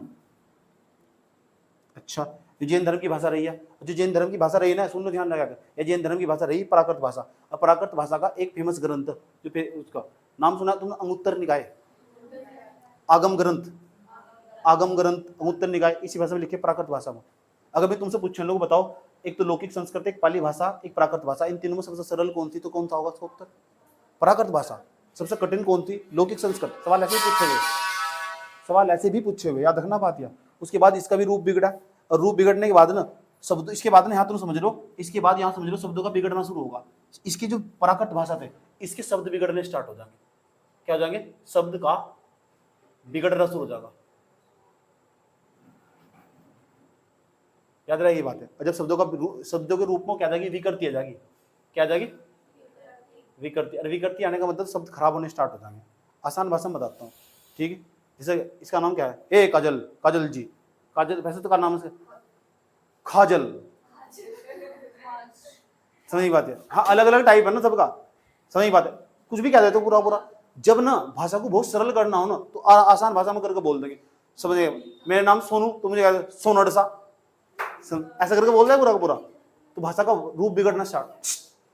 जैसे हम ना हिंदी बेल्ट के जो लोग, जैसे मेरठ, सहारनपुर, हरिद्वार, देहरादून, इस तो देहरादून से नीचे आओ थोड़ा थोड़ा, समझ बात है, उधम सिंह नगर तक थोड़ा, इस पूरे इलाके के जो लोग है ना, ग्रामीण क्षेत्र के लोग, इस पूरी बेल्ट के जो लोग, यूपी के जो पश्चिमी यूपी है, इस क्षेत्र के जो लोग, नगीना, धामपुर, इस क्षेत्र के जो लोग है ना, पूरे पूरे बिजनौर वाली बेल्ट है पूरी की पूरी, इसमें जितने भी लोग रहे ना सारे के सारे, उनकी भाषा जो है तो हिंदी, लेकिन उसकी हिंदी के अंदर खड़ी बोली है, और में ट ठ ढ अण इनका सबसे ज्यादा इस्तेमाल करते हैं।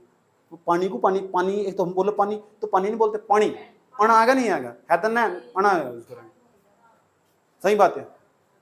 अब शहर का व्यक्ति, मेरी फ्रेंड मुझे क्या बोलती थी, बोलती हट जाइए प्लीज, अच्छा तो मैं क्या बोला, पर एक ना हट ट, मैं हट जाओ, हट ना लगो, हट ना हट, यानी कि मतलब ठ यूज कर दिया, ट ठ ढ अण, इस बेल्ट पे ज्यादा यूज हो, खड़ी बोली ना, सही बात है। वही बोली आप जा रहे हो, आप जा रहे हो, जा रहे हो, मैंने कहा निकल बात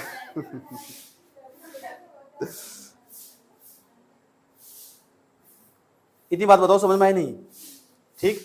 तो जो अभी थोड़ी देर पहले शब्दों का विगड़ना स्टार्ट हुआ, तो कौन सी भाषा पे आ गए थे हम, प्राकृत भाषा पर। अभी हिंदी नहीं आई, प्राकृत भाषा याद रह गया। और जो प्राकृत भाषा थी ना, इसका भी रूप बिगड़ना स्टार्ट हुआ। इसके अंदर ना अपभ्रंश पढ़ चुके, अपभ्रंश, और अपभ्रंश पढ़ने का मतलब क्या मतलब हो, तो यहाँ से कि नई भाषा का जन्म हुआ, अपभ्रंश पढ़ चुके इस भाषा के अंदर, अपभ्रंश। अपभ्रंश का मतलब इसके अंदर दोष आ चुके, इसके शब्द बिगड़ने शुरू हो गए। अच्छा, जब इसके शब्द बिगड़ने स्टार्ट हो गए ना, तो वहां से एक नई भाषा का जन्म हुआ, समझ लो, वहां से एक नई भाषा का जन्म हुआ, उसका नाम हो शोर सैनी अपभ्रंश, शोर सैनी अपभ्रंश, अपभ्रंश, ये भाषा थी शोर सैनी अपभ्रंश। इससे निकल कर जब यार टूटती, देखो कहां तो चली आ रही संस्कृत, दो रूप, वैदिक लौकिक, भाषा बदल गई, पाली भाषा निकली, पाली भाषा बौद्ध धर्म की भाषा रही, वह भी बदल गई, प्राकृत भाषा आई, प्राकृत भाषा जैन धर्म की भाषा रही, इसके विकट रूप, इसके शब्द बिगड़ने शुरू हुए। कौन सी भाषा आ गई, अपभ्रंश। अपभ्रंश के बाद आई शोर सैनी, और शोर सैनी के बाद पता कौन सी आई, हिंदी। यहां तो निर्माण हुआ इसका हिंदी का। यस और नो? अब पेपर में सवाल कैसे पूछ सका, अब कुछ भी गर्व सवाल पूछ सको, समझ बात है। इनमें से हो सकता है इसे गायब कर दे, इसका नाम रख दे, इसे गायब कर दे, इसका नाम मूल भाषा पूछ संस्कृत, समझ बात है। तो हिंदी देख लो कहां से बनी। हिंदी का निर्माण निम्नलिखित में, ऐसा प्रश्न बनाया, हिंदी का निर्माण निम्नलिखित में से किससे हुआ, तो इसके सबसे करीब से उत्तर होगा हिंदी का निर्माण इससे हुआ। अगर ये नहीं होगा ऑप्शन में होगा, इसे हटा दो, जो नहीं होगा तो फिर ये होगा। तो उन्होंने पूछा हिंदी का निर्माण निम्नलिखित में से किससे हुआ है, पहला ऑप्शन, ऑप्शन में रख रखा उसने उठाकर, पता कौन सा रख रखा, प्राकृत भाषा, एक रख रखा उसने उठाकर पाली भाषा, एक रख रखा है लौकिक संस्कृत, एक रख रखा है संस्कृत। तो इस टाइम हिंदी के नजदीक कौन सा, प्राकृत भाषा, तो आंसर होगा तुम्हारा प्राकृत भाषा। औकात के साथ उत्तर देना, तुम सोचो संस्कृत तो बनी, वो संस्कृत काफी दूर है, उसके बाद टूटी टूटी टूटी टूटी टूटी टूटी टूटी टूटी और टूट टूट कर बनी हिंदी। पता लगा क्या कर रहा हूं इसका पूरा का पूरा। अच्छा, इतनी बात बताओ समझ में आई कि नहीं आई, कोई प्रॉब्लम है? तक हिंदी का निर्माण कैसे हुआ, तो बताओ संस्कृत के कितने रूप थे, दो। एक तो कौन सा संस्कृत है, वैदिक संस्कृत, एक कौन सा लौकिक संस्कृत। उसके बाद वैदिक संस्कृत, यह वैदिक संस्कृत में क्या है, वेद लिखे गए सारे यार, उपनिषद लिखे गए सारे के सारे, जितने भी ग्रंथ सारे बड़े बड़े जो ग्रंथ थे सारे से भी लिखे गए, पुराने पुराने जो ग्रंथ। उसके बाद क्या, इसने क्या करा, इसने इस संस्कृत ने अपने आप को बदला ही नहीं, इन्होंने कहा नहीं मैं बदलूंगी नहीं अपने आप को, नहीं बदलेगी। उसने कहा दूसरे संस्कृत तैयार हो गए, फिर लौकिक संस्कृत। लौकिक कौन था, लौकिक का मतलब क्या हो, प्रसिद्ध, जो चीज प्रसिद्ध हो, आम जनता जिसे बोल सकती हो, बोलना। रामायण देखो, महाभारत देखो, अन्य जो फेमस पॉपुलर ग्रंथ होंगे पूरे उन्हें देखो उठा के जाकर, वे पॉपुलर क्यों हुए, उनकी भाषा सरल थी। अब भाषा सरल थी तो उसके बाद क्या हुआ, वो परिवर्तन बदलेगी, जब बदलेगी तो धीरे वहां तो पाली भाषा का निर्माण होगा। 6ठी शताब्दी के आसपास जब बौद्ध धर्म भारत के अंदर पनप रहा था, समझ में आई बात है। उसके बाद बौद्ध धर्म के बाद कौन सी भाषा, बौद्ध धर्म जब गया तो धीरे, बौद्ध धर्म गया नहीं, बौद्ध धर्म के साथ साथ ही एक और भाषा डेवलप होनी स्टार्ट होगी, ठीक है। इसमें उसका नाम है प्राकृत भाषा। प्राकृत भाषा का जैन धर्म की भाषा रही। जैन धर्म का प्रसिद्ध ग्रंथ कौन था, आगम होगा, आगम, आगम हुआ, भगवती सूत्र हुआ, समझ बात, उसका नाम सुना होगा तुमने, उसका अंगुत्तर निकाय का, समझ बात है। ये सब चीजें कहाँ इसी भाषा में तो थी, सरल है प्राकृत भाषा में। अच्छा, उसके बाद आगे चलो, शब्दों का रूप में विकृति आई, विकृति आई तो बिगड़ना स्टार्ट हुआ। कौन सी भाषा बन गई? प्राकृत भाषा के रूप शब्द बदलने स्टार्ट हुए, अपभ्रंश आ गए। अपभ्रंश का क्या मतलब हो? उसके भाषा के अंदर ना, जो हम कौन सी भाषा बोलते हैं, कोई सी भाषा देखो तुम, कुछ भी, समझ बात है। हम क्या बोलते हैं? वाटर दे दो, वाटर थोड़ा ही वाटर हो वो, सही बात है। मैंने बताया ना, वाटर टक आप ज्यादा इस्तेमाल करो। इंग्लिश में छोड़ दी, इंग्लिश का भी सत्यानाश पिटता है। मजा नहीं है, रिलेटिव बात है। सारे के सारे वर्ड देखो तुम, इंग्लिश के भी, इंग्लिश हो हिंदी हो, अगर अपनी भाषा का सत्यानाश करवाना हो ना, हमारे गांव में ले आओ, आराम से सत्यानाश हो जाएगा उसका। अगर किसी भाषा का मर्डर करना हो ना, आराम से हमारे गांव में लेकर आओ और मेरे पास से लेकर आओ, आराम से मैं मर्डर कर दूंगा उस भाषा का। सही बात है। ठीक, कारण क्या करो, किसी भी भाषा का सत्यानाश करना हो हमारे पास आइएगा, पधारो ना हमारे दौलतपुर में। समझ नहीं बात है। कहाँ आ गई? कौन आ गई? हिंदी आ गई। हिंदी पूरे भारत के अंदर सबसे ज्यादा मात्रा में अगर कोई भाषा बोली जाती है उसका नाम हिंदी। देश का प्रधानमंत्री हिंदी बोलता तो शर्म नहीं होनी चाहिए हिंदी बोलने में, चाहे शुद्ध बोल लो, कोई दिक्कत नहीं है। सही बात है, गर्व करो उस पर, अच्छे वर्ड इस्तेमाल करो, कोई प्रॉब्लम नहीं है। समझ में आई बात है। जब देश का प्रधानमंत्री हिंदी बोलता, इंटरनेशनल, सुन लो, इंटरनेशनल डंका बजता ना मोदी का, इंटरनेशनल डंका, तो वहाँ हिंदी बोलते हैं। समझ में आई बात है। तो देश का प्रधानमंत्री हिंदी बोला तो शर्म नहीं आनी चाहिए।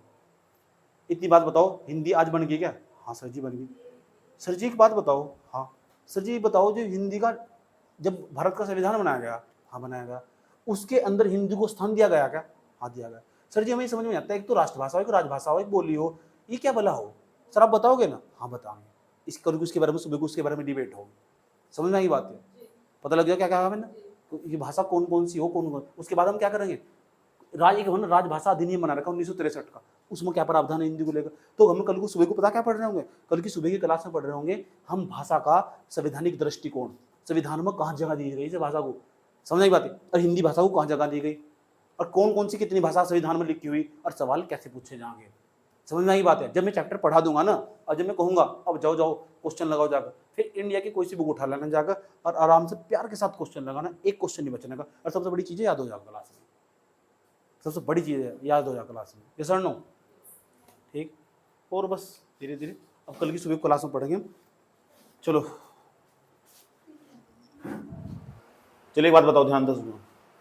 पहले खास बात, हिंदी का संवैधानिक दृष्टिकोण देखने वाले, पिछली वाली क्लास में देखा था हिंदी का ऐतिहासिक दृष्टिकोण, ऐतिहासिक दृष्टिकोण। अच्छा, हिंदी का जब ऐतिहासिक दृष्टिकोण बताया था मैंने, तो वो बताता जो संस्कृत है ना, इससे पहले थोड़ा सा रिवाइज कर दूं। संस्कृत हो, संस्कृत के दो रूप हो, एक लौकिक रूप हो, एक वैदिक रूप हो। वैदिक रूप में मैंने आपको बदला नहीं, लौकिक रूप में मैंने आपको बदल दिया। पाली भाषा आई, बौद्ध धर्म की भाषा वही रही। उसके बाद प्राकृत भाषा आई, पाली के बाद प्राकृत भाषा आई नहीं, जो बौद्ध जैन धर्म का जो जैन धर्म की भाषा रही। और ये सब 5वीं छठी शताब्दी के आसपास हुआ, क्योंकि ये धर्म इसमें इंडिया के अंदर तभी विकसित हुए। जैसे नो, उसके बाद मैंने तुम्हें बताया, पता क्या बताया था? उसके बाद मैंने तुम्हें ये बताया था कि इस तरह भाषा आई थी अपभ्रंश, इसमें अपभ्रंश पड़ गए थे भाषा में, पढ़ने शब्दों का रूप बिगड़ना स्टार्ट हो गया था। पाली के उसके बाद बताओ, पाली के बाद प्राकृत भाषा के बाद कौन सी भाषा आई थी बताओ? अपभ्रंश, अपभ्रंश और अपभ्रंश, अपभ्रंश के बाद बताओ क्या कौन सी भाषा आई थी? शोरसेनी, अपभ्रंश। उसके बाद अच्छा, जो हम हिंदी बोलते हैं ना, इसे हम पश्चिमी हिंदी बोलते हैं। शोरसेनी अपभ्रंश जो निकल गई, शोरसेनी अपभ्रंश जो भाषा निकल गई उसे पश्चिमी हिंदी बोलते हैं। कौन सी हिंदी? याद रखना बात, या जो भाषा उस तो निकल गई उसे पश्चिमी हिंदी बोलते हैं। ठीक। एक वो आजकल आधुनिक हिंदी, उसमें हिंदी और इंग्लिश, आजकल की हिंदी बता रहा हूँ मैं तुम्हें, आजकल की हिंदी इस टाइप की, उसमें हिंदी और अंग्रेजी दोनों के वर्ड इस्तेमाल हो रहे हैं। जैसे मैंने कहा था इंग्लिश, इंग्लिश ये कोई वर्ड थोड़ा ही ना, सही बात है। आजकल हिंदी और इंग्लिश दोनों को कंबाइन करके बोला जा रहा है। देखो मैं क्या बोल रहा हूँ, हिंदी इंग्लिश दोनों को कंबाइन करके बोला जा रहा है। समझ नहीं बात। तो आजकल एक नई लैंग्वेज जनरेट हो रही, इसे आधुनिक समय की हिंदी कहते हैं। यानी इंग्लिश का असर, पर जो इंग्लिश का असर इतना पड़ा, इसने हिंदी के वर्डों को बदलना स्टार्ट कर दिया। ऐसा नहीं हुआ कि हिंदी का असर इंग्लिश से पड़ जाता। हम पश्चिमी सभ्यता से ज्यादा प्रभावित हो हमेशा, कभी भी देख लो। अगर तुम्हारे सामने कोई 4 लाइन अंग्रेजी में बोल रहा हो ना, तुम उससे ज्यादा प्रभावित हो जाओगे, बल्कि कोई 4 लाइन हिंदी में बोल रहा हो उससे कम प्रभावित होगे। पश्चिमी सभ्यता का हमारे ऊपर ज्यादा असर पड़ा, हम उसे सर्वोच्च मान कर चले। लेकिन ऐसा जरूरी नहीं है कि पश्चिमी सभ्यता हमेशा सर्वोच्च रही होगी। सही बात है। पश्चिमी वेस्टर्न कल्चर हो जो पूरा का पूरा, उसे हम एडोप्ट करो। देखो वहाँ की जो लड़कियां ड्रेस पहनती है, यहाँ की लड़की को तुरंत भाग का पसंद आ गई, तुरंत वहाँ की जो लड़की ड्रेस पहनती है। सही बात है। कोई भी देख लो तुम, वहाँ का खाना, रहन सहन सब, क्योंकि हम उस कल्चर को एडोप्ट करना चाहो। बिल्कुल नहीं हो, नया हो हमारे लिए, ठीक। और अपने कल्चर को हम पुराना मान कर चलो, ये सही बात नहीं है, गलत है, नुकसान है इसका, याद रखना बात, ठीक। अभी जो हमारे पास हिंदी ना वर्तमान समय की, इसे आधुनिक हिंदी बोलते हैं। और आधुनिक हिंदी के अंदर ना बहुत सारे वर्ड इंग्लिश के भी प्रवेश कर चुके हैं, बहुत सारे वर्ड, दिक्कत खड़ी कर दी उन्होंने। अभी हम बात कर रहे हैं आगे जाकर कौन कौन से वर्ड जिस इस्तेमाल कर रहे हो तुम। ठीक, चलो हमने जो कहा था तुम्हें, मैंने कहा था कि जो है ना जो अपभ्रंश हो जा भाषा के अंदर ना, अपभ्रंश पड़ जा। अपभ्रंश पड़ने का तो शब्दों का रूप बिगड़ना स्टार्ट हो जाएगा। जब शब्दों का रूप बिगड़ना स्टार्ट हो जाएगा ना, तो अपभ्रंश के पता कितने स्वरूप हो? अपभ्रंश के 5 स्वरूप हो। कितने? 5 स्वरूप हो। एक हो शोरसेनी अपभ्रंश। शोरसेनी अपभ्रंश से जो भाषा विकसित हो उसका नाम हमारे पास पश्चिमी हिंदी। एक हो अर्धमगधी अपभ्रंश, ये लिख लेना नोट वीडियोस देखकर। अब एक हो अर्धमगधी अपभ्रंश, इससे जो भाषा विकसित हो हुई उसका नाम है पूर्वी हिंदी, या पूर्व की तरफ। जो बिहार वाला इलाका है नहीं पूरा का पूरा, ये पूर्व की तरफ चला जाएगा नहीं पूरा, यहाँ जो भाषा विकसित है उसका नाम पूर्वी हिंदी है। जो हम बोलते हैं ना यहाँ से राजस्थान की तरफ, जम्मू कश्मीर की तरफ, यूपी की तरफ, ये पश्चिमी हिंदी, समझ बात है। और जो यहाँ बिहार की तरफ चले जाओगे ना, उसे पूर्वी हिंदी बोलते हैं, या अर्धमगधी क्षेत्र में विकसित हुई है, समझ बात है। क्या हुआ, देखो कहीं भी चले जाओ तुम, अलग अलग क्षेत्र पर जाओ, भाषा सबकी अलग अलग होगी नहीं, लेकिन बोल लेंगे हिंदी, समझ में बात है। एक हमारे पास मगधी अपभ्रंश, ये बीच में बिहारी हिंदी बोल रहे, ये बिहार वाले हिंदी तो बोल रहे, मगधी अपभ्रंश, मगध, मगध पहले बिहार का ही नाम था, उसको मगधी अपभ्रंश बोल रहे, वो भी बिहारी हिंदी हुआ। उसके बाद हमारे पास नागर या पश्चिमी अपभ्रंश, इसे हम राजस्थानी हिंदी या पहाड़ी हिंदी बोल रहे। पहाड़ पे भी तो लोग हिंदी बोल रहे, वो पहाड़ी हिंदी हो, समझ आई बात क्या। 5 नाम बताए, मैं 5 का नाम दोबारा बता रहा हूँ। शोरसेनी अपभ्रंश पश्चिमी हिंदी का निर्माण हुआ। क्वेश्चन था ऑप्शन क्वेश्चन बना रखा था ऐसे, इसलिए बताया मैंने डेप्थ में जाकर, क्योंकि मैं क्वेश्चन चेक कर रहा था ना, तो क्वेश्चन चेक कर रहा था, मुझे इनके डेप्थ में तो क्वेश्चन मिले।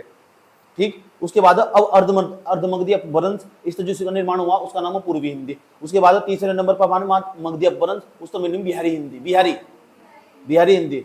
बिहार के कैसे बोले थे, जा रहे हो ना, बता दिए हैं, सुनते हो, ऐसा करके है तो हिंदी ही, लेकिन बिहारी हिंदी, समझ नहीं बात है। मगधी अपभ्रंश, जो मगधी अपभ्रंश या बिहारी हिंदी होगी। उसके बाद नागर या पेशाची अपभ्रंश, यहाँ राजस्थानी हिंदी, राजस्थान के लोग देखे किस तरह बोल लो, और पहाड़ के लोग देखो किस तरह बोल लो, राजस्थानी हिंदी बोल दो या पहाड़ी हिंदी बोल लो, समझ बात है। ये भी विकसित हुई। तो 5 तरीके मैंने तुम्हें बता दिए।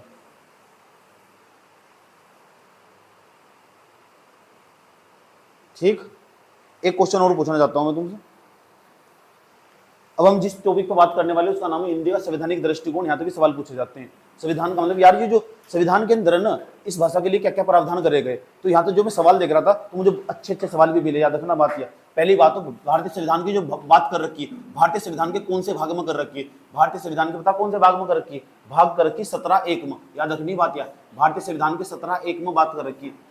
भारतीय संविधान में टोटल कितने भाग भारतीय संविधान में? 22 में 17वें भाग में इसकी बात कर रखी है। फिर इसके भी अंदर जाएगा तो पूछा जब इसके अंदर बात कर रखी 17 में, तो वहां कौन सा अनुच्छेद होगा? 343 का 1, 343 का 1। ये भी पेपर में सवाल पूछा हुआ, ये भी पूछा हुआ, और ये भी पूछा हुआ पेपर में सवाल।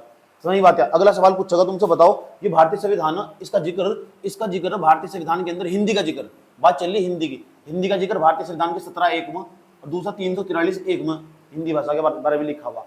और उसका जिक्र कहां से? भारतीय संविधान के अंदर जो भाषाओं की बात कर रखी, इसके अंदर भारतीय संविधान के अंदर टोटल जो 8वीं अनुसूची है, टोटल अनुसूची भारतीय संविधान में इस टाइम कितनी? 12। उसमें जो 8वीं अनुसूची है, कौन सी अनुसूची? 8वीं अनुसूची, लिस्ट जिसे बोलते हैं।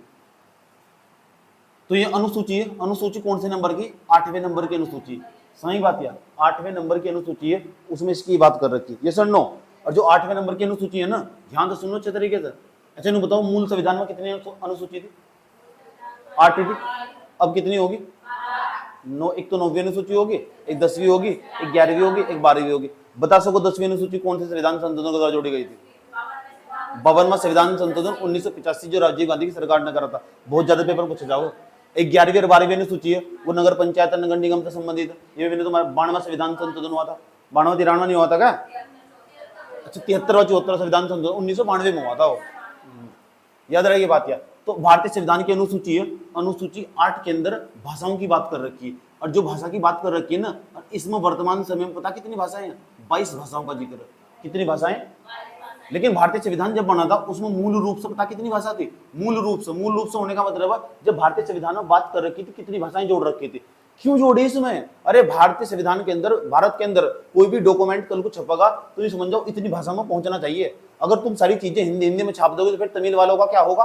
इसलिए भारतीय संविधान के अंदर भारतीय के संविधान निर्माताओं ने इस बात का भी ध्यान रखा कि जो डॉक्यूमेंट है ना वो लगभग सारी भाषाओं में रिलीज हो भाई, इसलिए भारतीय संविधान के अनुच्छेद 14 से लेकर 18 तक के समानता के अधिकार का पालन करा जा सके, इसलिए जरूरत थी इन भाषाओं को जोड़ने की, सारे डॉक्यूमेंट इसी मात्रा में इसी क्वांटिटी में रिलीज करे जा सके। यस और नो, इसलिए जोड़ी गई ये भाषाएं।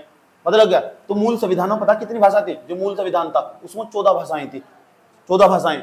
आज है ना पता कितनी भाषाएं हो चुकी? 22 भाषाएं हो चुकी। जब मूल संविधान बनाया गया था उसमें कितनी भाषाओं का जिक्र था? 14 भाषाओं का। समझ में बात किया? और अब वर्तमान समय में जो भारतीय संविधान है उसके अंदर कितनी भाषाएं हो चुकी? 22। और जब बाद में जोड़ी होगी तो संविधान में संशोधन करा होगा, और जब संविधान में संशोधन करा होगा, आओ तुम्हें बताते हैं संविधान में संशोधन कौन सा करा गया था, क्योंकि पेपर में सवाल क्या आता था। समझ आई बात है? जब संविधान में संशोधन करा गया था, बहुत समझ लो संवैधानिक पक्ष इसका पूरा का पूरा। जब संविधान में संशोधन हुआ होगा, हाँ देखो संशोधन हुआ। अच्छा, जब संशोधन हुआ ना तो एक बार ये पेपर में सवाल पूछा गया कि बताओ जो सिंधी भाषा जोड़ी गई, अब सिंधी कहाँ बोल ली जा? जो देखो उत्तर, ये तुम यूपी से ऊपर चले जाओ, हिमाचल प्रदेश से जम्मू कश्मीर के आसपास का ये पूरी बेल्ट पूरी की पूरी है, ये सिंधी बोल ली जा वैसे इलाके में जाकर। जो सिंधी भाषा राजस्थान का ऊपर का हिस्सा होगा, पंजाब के आसपास का जो इलाका होगा वहां सिंधी भाषा बोल ली जाएगा। तो इन लोग यूं कह रहे थे कि जो हो ना भारतीय संविधान है जो इसकी जो डॉक्यूमेंट मतलब जो देश के अंदर प्रशासन में जो भी काम होते हैं, हम चाहते हैं कि जो डॉक्यूमेंट है वो सिंधी भाषा में भी छपने चाहिए। इसलिए वहां के लोगों ने डिमांड उठाई और इसमें संविधान में उसे जगह दी गई। अब पेपर में तुमसे क्या सवाल पूछेगा? जो सिंधी भाषा भारतीय संविधान के कौन से संशोधन के द्वारा जोड़ी गई, कब जोड़ी गई? सही बात है। एक तो भारतीय संविधान के कौन से संविधान संशोधन के द्वारा जोड़ी गई, तो मैं बताने जा रहा हूं तुम्हें सिंधी। एक बार पूछा हुआ है सिंधी कब जोड़ी गई, तो सिंधी जोड़ी गई 1967 में। कब जोड़ी गई? 1967 में। और जोड़ी गई 21वां संविधान संशोधन। कौन सा? 21वां। याद रहेगी बात है? 21वां संविधान संशोधन 1967 में। सही बात है, कोई दिक्कत? उसके बाद जमाना बदला, 2-3 भाषाएं फिर लगातार जोड़ी गई इसमें। पहले मतलब पहले टोटल कितनी भाषा थी? 14। सही बात है, एक भाषा जोड़ दी 1967 में। उसके बाद पता क्या हुआ? 3 भाषाएं लगातार जोड़ी गई। उसका नाम है नेपाली, एक दूसरे का नाम मणिपुरी,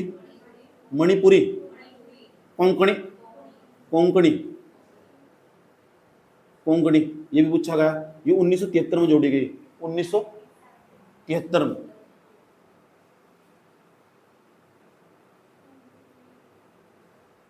1973 के आसपास। समझ बात? इसका चेक करिए कौन सा संविधान संशोधन होगा नेपाली मणिपुरी।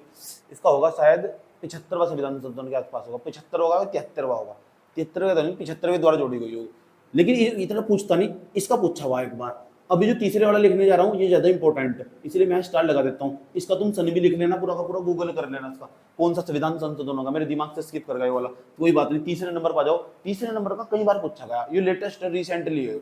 92वां संविधान संशोधन करेगा संविधान में। 92वां संविधान संशोधन कौन सा? 92वां संविधान संशोधन। और जब 92वां संविधान संशोधन करा गया ना, संविधान संशोधन, तो समझ लो, ध्यान लगाएगा अच्छे तरीके से। जब 92वां संविधान संशोधन करा, जो करा अटल बिहारी वाजपेयी की सरकार ने। उनकी सरकार में जो उप प्रधानमंत्री थे उनका नाम था लाल कृष्ण अडवाणी। सही बात है, जिन्होंने रथ यात्रा निकाली थी राम मंदिर को लेकर, वही। समझ बात है? उन्होंने क्या करा, ये हुआ जो 92वां संविधान संशोधन हुआ 2003 में हुआ था। अटल बिहारी वाजपेयी की सरकार थी। अटल बिहारी वाजपेयी वही जिन्होंने साइन इंडिया का नारा दिया था। सही बात, चमकता भारत। उसके बाद 2003 में इन्होंने संशोधन कर दिया, और संशोधन करके 3-4 भाषाएं लेकर आए। और चारों भाषा का तुम्हें नाम भी याद रखना। एक का नाम है बोडो, डोंगरी, उसके नाम है उसके बाद है मैथिली, उसके बाद है संथाली। या एक साथ बोलना, मेरे साथ साथ याद हो जाएंगे। बोडो, डोंगरी, मैथिली, संथाली। बोडो, डोंगरी, मैथिली, संथाली। कौन सा संविधान संशोधन? कौन सा संविधान संशोधन? ये 1992 में हुआ था। मेरे 1992। कब हुआ है? ऊपर की 3 भाषाएं बोल लो, नेपाली, मणिपुरी, कोंकणी। 71वां संविधान संशोधन। ये जो 71वां संविधान संशोधन, मैंने कहा था ना इसके आसपास घूमो। 71वां संविधान संशोधन, ठीक है। इन तीनों में तो कभी भी सवाल पूछ सको। मैं थोड़ा और भी डेप्थ, लास्ट वाला, हाँ ये पूछ सको। सुन लो, ध्यान लगा। 92वां संविधान संशोधन हुआ सन 2003 में। बोडो, डोगरी, मैथिली, संथाली, ये बार पूछा जाए पेपर में, इसलिए मैंने इस पर स्टार लगा दिया। एक बार ये भी पूछा हुआ, पता नहीं उसके खोपड़ी में क्या चढ़ गई। पूछना नहीं चाहिए, लास्ट वाला पूछना चाहिए। समझ नहीं बात है? तो एग्जामिनर को पेपर बनाते हुए तमीज होनी चाहिए। इतनी सारी चीजें थोड़ा याद करिए जा। 92वां संविधान संशोधन सन 2003 में। बोडो, डोगरी, मैथिली, संथाली। समझने की बात है? ये संथाली लोग, संथाली जनजाति। समझिए, झारखंड वाले आगे मेरा याद रखना बात है। ठीक, जब जनजाति पढ़ोगे तब पता लगा तुम संथाली कौन थी। बोडो, डोगरी, मैथिली, संथाली, ये जनजातियां हैं पूरी की पूरी। मैं चाहती थी कि हमें भी संविधान में जगह मिलनी चाहिए। वो एक बहुत बड़ा समुदाय इस भाषा को बोलता और काफी लंबे समय तक डिमांड उठा रहा था कि डॉक्यूमेंट इनमें भी छपने चाहिए, ताकि हमारी आसपास की जनता, उसमें हिंदी नहीं आती यार, क्या कर रहे हो तुम, नहीं आती उसमें अंग्रेजी, उसमें बोडो आवो, डोंगरी आवो। बोडो कहाँ बोल ली जा, बोडोलैंड में बोल ली जा। बोडोलैंड कहाँ से, आसाम के आसपास का इलाका पूरा का पूरा। वहाँ एक पूरा समुदाय आए दिन डिमांड करता रहा कि हमारा एक बोडोलैंड बना कर दो। अलग देश मांग कर रहे हैं, पूर्वोत्तर कह रहे, बोडोलैंड मजाक नहीं कर रहा है। वो कह रहे ये पूर्वोत्तर का इलाका ना पूरा काट दो, असम का, मेघालय का, पूरा का पूरा। अब पिछले 2019 के आसपास अमित शाह ने पता क्या कहा इन्होंने, सीआरपीएफ भेजी, तमीज रह लो, होश में होगा। अमित शाह होम मिनिस्टर थे ना, होश में रह लो, तभी कभी दूसरा देश दे दो बोडोलैंड। डोंगरी, मैथिली, संताली आए दिन डिमांड करते रहे हैं। उन्होंने कहा कोई बात नहीं, चलो तुम्हारा संविधान में जगह दे देंगे। 2003 में संविधान में जगह दे दी गई।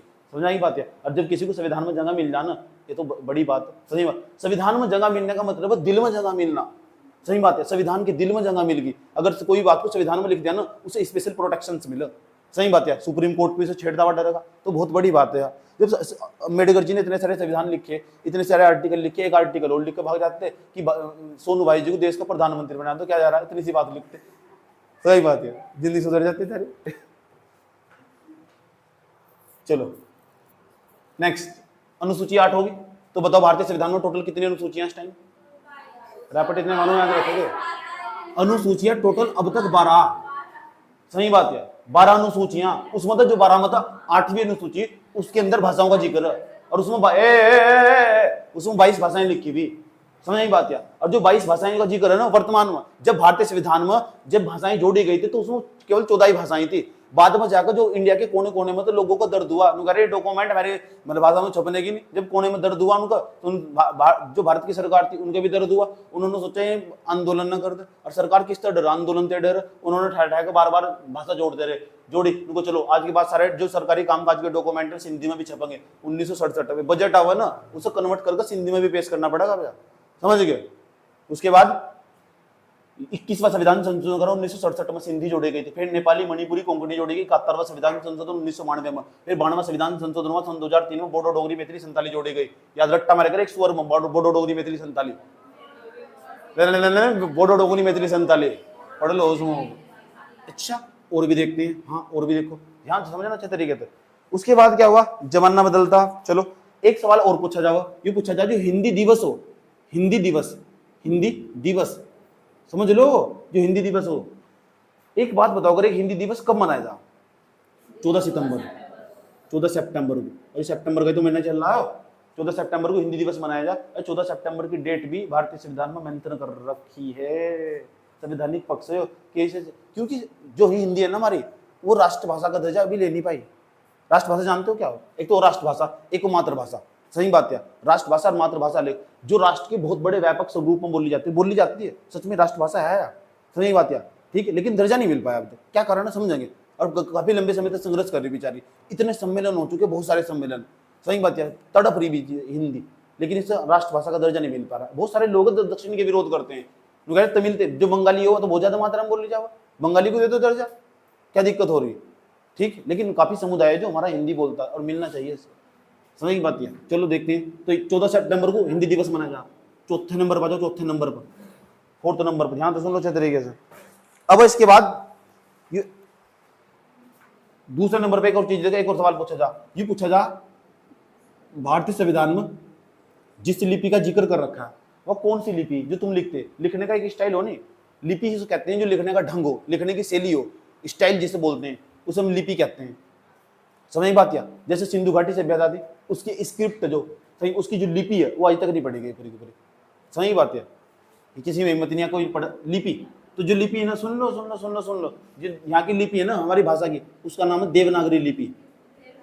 देवनागरी लिपि। और देवनागरी लिपि पता कैसे बनी? संस्कृत में तो यही है, और टूट को धीरे धीरे यह भी ना बाएं से दाएं लिखी जाए। जैसे तुम हिंदी लिखो ना, बाएं से दाएं लिखना स्टार्ट करो, वही हो देवनागरी लिपि। इसे समझेंगे अच्छी तरह।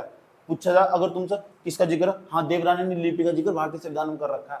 जो हमारी भाषा की लिपि होगी वह देवनागरी लिपि होगी। इसलिए तुम लिखो, जो व्हाट्सएप पर तुम चैटिंग करो कैसे, तो कैसे लिखो, ए ट्यूशन नहीं आ रही क्या, ट्यूशन नहीं आ रही क्या है, आ रही क्या है, ये तो ये देवनागरी लिपि है। ऐसे कोई इंग्लिश थोड़ा ही हो ना, ये इंग्लिश थोड़ा ही है, ये देवनागरी लिपि का यूज कर रहे थे। समझने की बात है, यह देवनागरी लिपि जो तुम यूज करते हो। सही बात है। फिर काजल पंडित तो मैसेज कर रही है, ठीक, सही बात है। तो वैसा तो बोल लेंगे नहीं, तो एक अलग ही लैंग्वेज जनरेट हो चुकी है, HMM।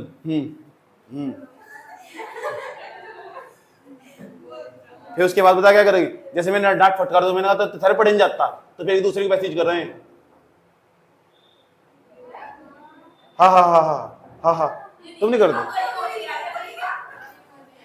अच्छा इमोजी आ गई क्या हंसने वाली, आजकल इस तरह करके इमोजी आ गई, वाह समझने की बात है। उसमें तो फिर उन, अरे कौन थी इमोजी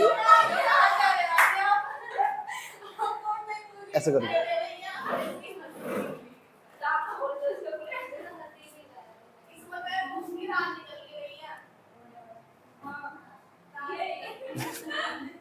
देवनागरी लिपि है।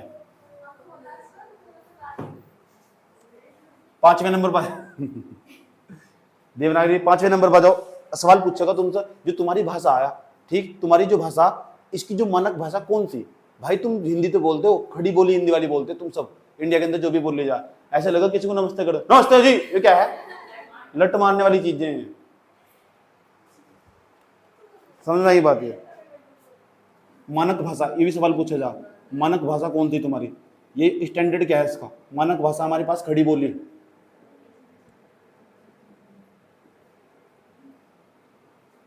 6 नंबर पर जाओ, राजभाषा। राजभाषा हो हमारे कामकाज की भाषा, राजभाषा जिस भाषा में हम काम करते हैं वो हमारे पास हिंदी। यहां तक कहीं से भी सवाल बनते हैं, जितनी चीजें मैंने तुमको बताई, ठीक। अब सवाल यूं नहीं है, चलो हम राष्ट्रीय स्तर पर 14 सितंबर को हिंदी दिवस मनाते हैं, हेलो, राष्ट्रीय स्तर पर हम 14 सितंबर को हिंदी दिवस मनाते हैं। अब अंतरराष्ट्रीय स्तर पर हिंदी दिवस कब मनाते हैं, पूरी दुनिया में हिंदी दिवस कब मनाते हैं, ये भी सवाल, ये डेट पूछ लीजिए ना। सही बात है।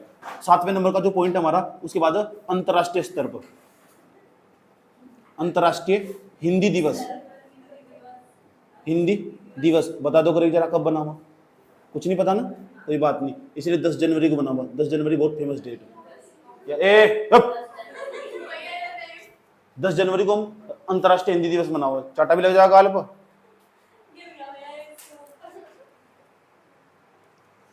इतनी बात बताओ, समझ में आई नहीं आई।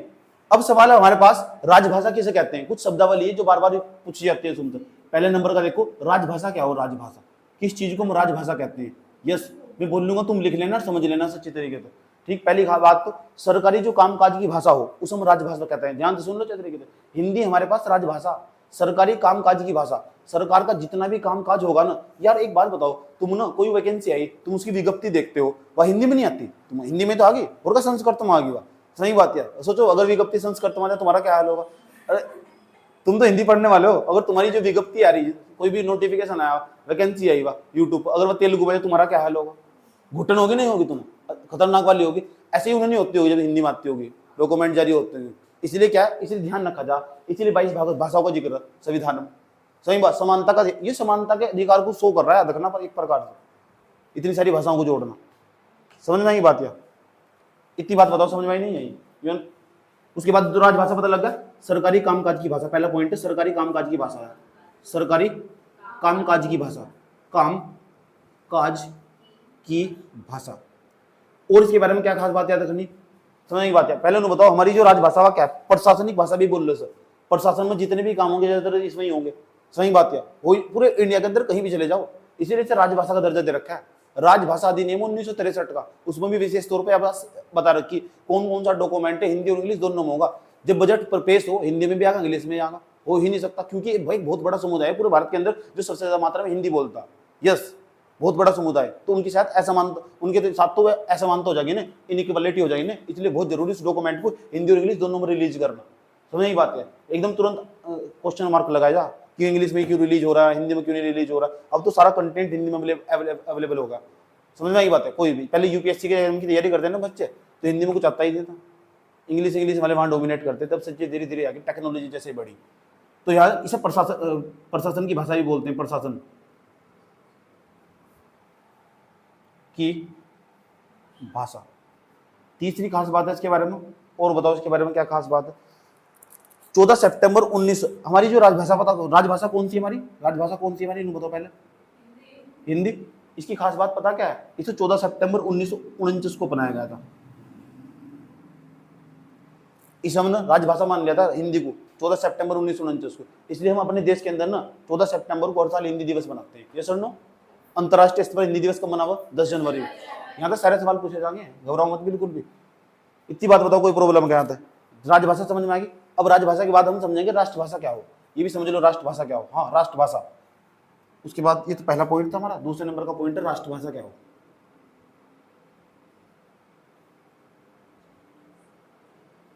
अब बताओ राष्ट्रभाषा क्या हो, बता क्या हो राष्ट्रभाषा।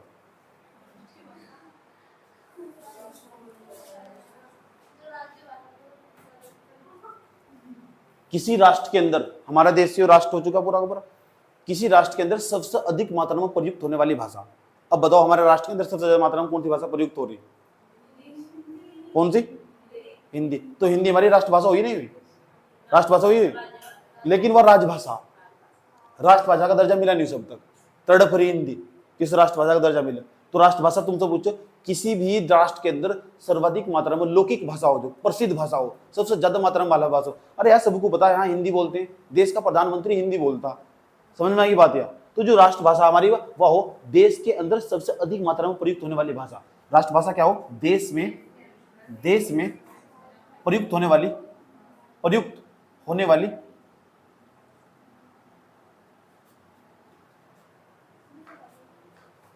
देश में सर्वाधिक प्रयुक्त होने वाली भाषा, उसका नाम क्या है, राष्ट्रभाषा।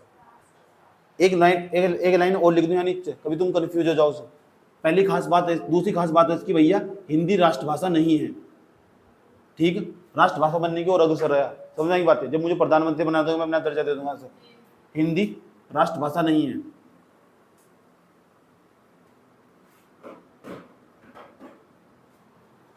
कोई प्रॉब्लम। अच्छा एक बात बताओ, चलो तो इसकी बात होगी। अब भारतीय संविधान में ना इस राष्ट्रभाषा का दर्जा नहीं दे रखा है, बस हम बोल चाल में बोलते हैं, समझ। और तुम्हारे बोलने चालने से क्या हो रहा है, मैं तो बोलते हैं होम मिनिस्टर, क्या फर्क पड़ रहा है, है होम मिनिस्टर यार, सही बात है। चौकीदार बनने की गुण नहीं है इसमें। तीसरे नंबर पर जाओ, मानक भाषा। मानक, अब मानक भाषा भी जाने लो क्या हो मानक भाषा, किस चीज को मानक भाषा कहती है। चलो बताओ मानक भाषा क्या हो। किसी भाषा का आदर्श रूप मानक भाषा कहलाती है। कोई भी भाषा हो उसका जो आदर्श रूप हो क्या कहलाती है, मानक भाषा, ठीक। मानक भाषा खड़ी बोली वाला रूप हो, खड़ी बोली वाला। कैसा, खड़ी बोली वाला। और खड़ी बोली कौन सी हो हमारे यहाँ, मेरठ के आसपास जो बोली जा, मेरठ के आसपास के जो लोग देखो, सहारनपुर के आसपास के लोग देखो, हरिद्वार के आसपास के लोग देखो, सीधा इनका बात करने का स्टाइल टो ठो डो, एकदम खड़ी बोली ऐसे करके, कुछ भी ऐसे दे, टोर कटोर रूढ़ की मंगलोर ऐसा करके, हरियर चलो कलियर ऐसे बोलते हैं। तो इनकी भाषा सारी की सारी ऐसी ही हो, खड़ी बोली वाला रूप हो, किसी भाषा का आदर्श रूप हो। किसी भाषा का आदर्श रूप, पेपर में कैसे सवाल पूछा जा सके, ये पूछेगा किसी भाषा का आदर्श रूप निम्नलिखित में से क्या कहलाता है, मानक भाषा कहलाता है। मानक भाषा कौन सी, खड़ी बोली। खड़ी बोली ज्यादातर कहाँ बोली जा, सहारनपुर और मेरठ के आसपास के इलाके में। किसी भाषा का आदर्श रूप हो, किसी भाषा का आदर्श रूप, भाषा का आदर्श रूप। अच्छा दूसरे नंबर पर जाओ, किसी भाषा का आदर्श रूप ही क्या कहलावा, मानक भाषा। सवाल पूछे मैं यहाँ पे, ठीक। उसके बाद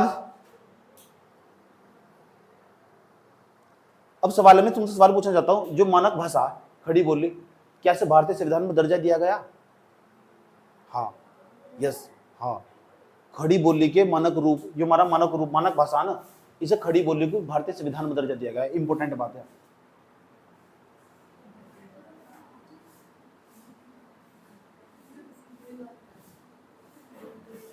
बहुत बड़ी बात है, संविधान में दर्जा मिल जाए किसी चीज को तो इसकी तो वैल्यू खुद ही बढ़ जाएगी ऑटोमेटिक। यस और नो, क्यों ऐसा, क्यों किसी चीज को संविधान में दर्जा दे दिया गया तो उसकी वैल्यू बढ़ जाए। Constitution is a supremacy law, law में पढ़ता था मैं, सही बात है। Constitution is a supremacy law. किसी भी देश का सबसे बड़ा कानून उसका संविधान है, उससे बड़ा कोई कानून नहीं होता। तीसरा होगा, अब बात करते हैं मातृभाषा क्या हो। कहते हैं ना हिंदी हमारी मातृभाषा, मातृभाषा है। अच्छा क्या हो मातृभाषा, इसे समझ लो क्या हो मातृभाषा। हो भी नहीं होती। तीसरे नंबर का ये 3 पॉइंट हो गए, नहीं चौथे नंबर का पॉइंट मैं यहाँ लिखने जा रहा हूं। बताओ मातृभाषा क्या हो। अच्छा मात्र देखो मैं ऐसे लिखूंगा मात्र, तुम बताना ये मात्र सही है गलत है। मातृभाषा, मातृभाषा सही है गलत है। एक और लिखूंगा दूसरा वर्ड करके, तुम बताना कौन सा सही है। अब बताओ कौन सा सही है, कौन से वाला, ये गलत है।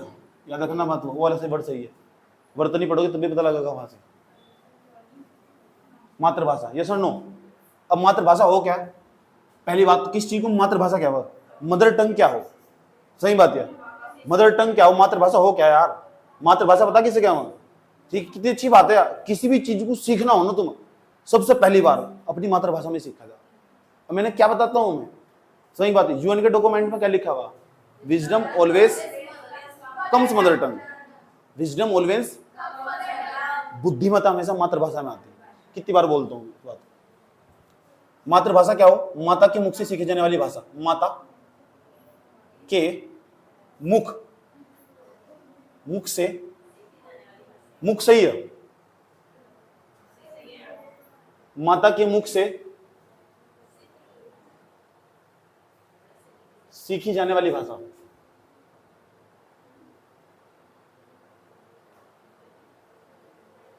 इसे ना एक बात बताओ स्टार्टिंग में, तुम्हारी माता जिस लैंग्वेज में तुम्हें सिखाती है वह प्राथमिक भाषा होनी है। इसे इसलिए हम प्राथमिक स्तर की भाषा भी कहते हैं। प्राथमिक स्तर पर जब तुम ने मैंने टेने टेने टेने थे ना, तो टाइम टाइम करना सीख रहे थे, तो तुम्हारी माता यही भाषा सिखा रही थी, तुम मातृभाषा में सीखा जा रहा था। तुम जब तुम यहाँ पहली बार पढ़ने आए थे, पहली बार सोचो, पहली बार जब पढ़ने आए होंगे तुम, ठीक, और तुम कितना हेजिटेशन होगा तुम, और मैं तुम्हें पढ़ा रहा हूँ, मैं जोड़ना सिखा रहा हूँ, तुम बेटा देखो एक्स मैक्स इस तरह करके जोड़ते हो, और तुम इस तरह किस तरह मुझे घूरे जा रहे थे, पता नहीं कैसा खौफनाक सा मास्टर है। सही बात है, पता नहीं। और बजावे भी बहुत, इसके बारे में बहुत सुना हमने, तो वो वक्त याद करो अपना। यस और नो। इसलिए हम प्राथमिक स्तर की भाषा बोलते हैं, प्राथमिक स्तर की भाषा। तो उस टाइम पे भी तो मैं लैंग्वेज सिखा रहा था, वो प्राथमिक स्तर की भाषा थी, प्राथमिक स्तर की भाषा। और क्या सवाल पूछा जा सकता है, जितनी भी लाइन लिखी हो सारी पेपर में पर्सन पूछ रखी है। और बताओ, कोई भी व्यक्ति अपने विचारों को व्यक्त करता हो, कोई भी व्यक्ति सबसे पहली बार अपने विचारों को व्यक्त करेगा ना, कोई भी व्यक्ति तुरंत अपनी मातृभाषा में व्यक्त करेगा। मैं अभी तुम्हारे सामने बोल रहा हूं, ये मेरी मातृभाषा। अगर मैं किसी शहरी लड़की के साथ बात करता हूं, सही बात, भाषा बदल जाएगी, नहीं बदल जाएगी, लेकिन वह मेरी मातृभाषा नहीं है।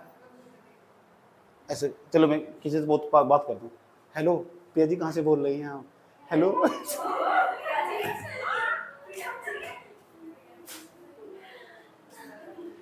अरे ट्रेडिशनल नेम है, सुन लो ध्यान लगेगा। लेकिन जो मैं तुम्हें समझा रहा हूं, ये कौन सी भाषा, मातृभाषा। ये सर नो, विचारों को जितने भी किसी भी व्यक्ति के अंदर जितने भी विचार हो ना, या भाव हो, भाव, विचार या भाव हो क्या है, अगर अपने विचार या भाव को अभिव्यक्त करना हो, सबसे पहले अपनी मातृभाषा में अभिव्यक्त करते हैं। सही बात है। वो ना गांव का रहने वाला व्यक्ति और जाके स्टार्ट बोलना, मैं ये करती हूँ, वो करता है, ये करता है, ये किया जाता है, अरे सब लिपअप होती है वो। सीधी भाषा में बोल, मैं तुमसे प्यार करूं, समझ नहीं बात है, आसान भाषा में विचार या भाव को अभिव्यक्त करना।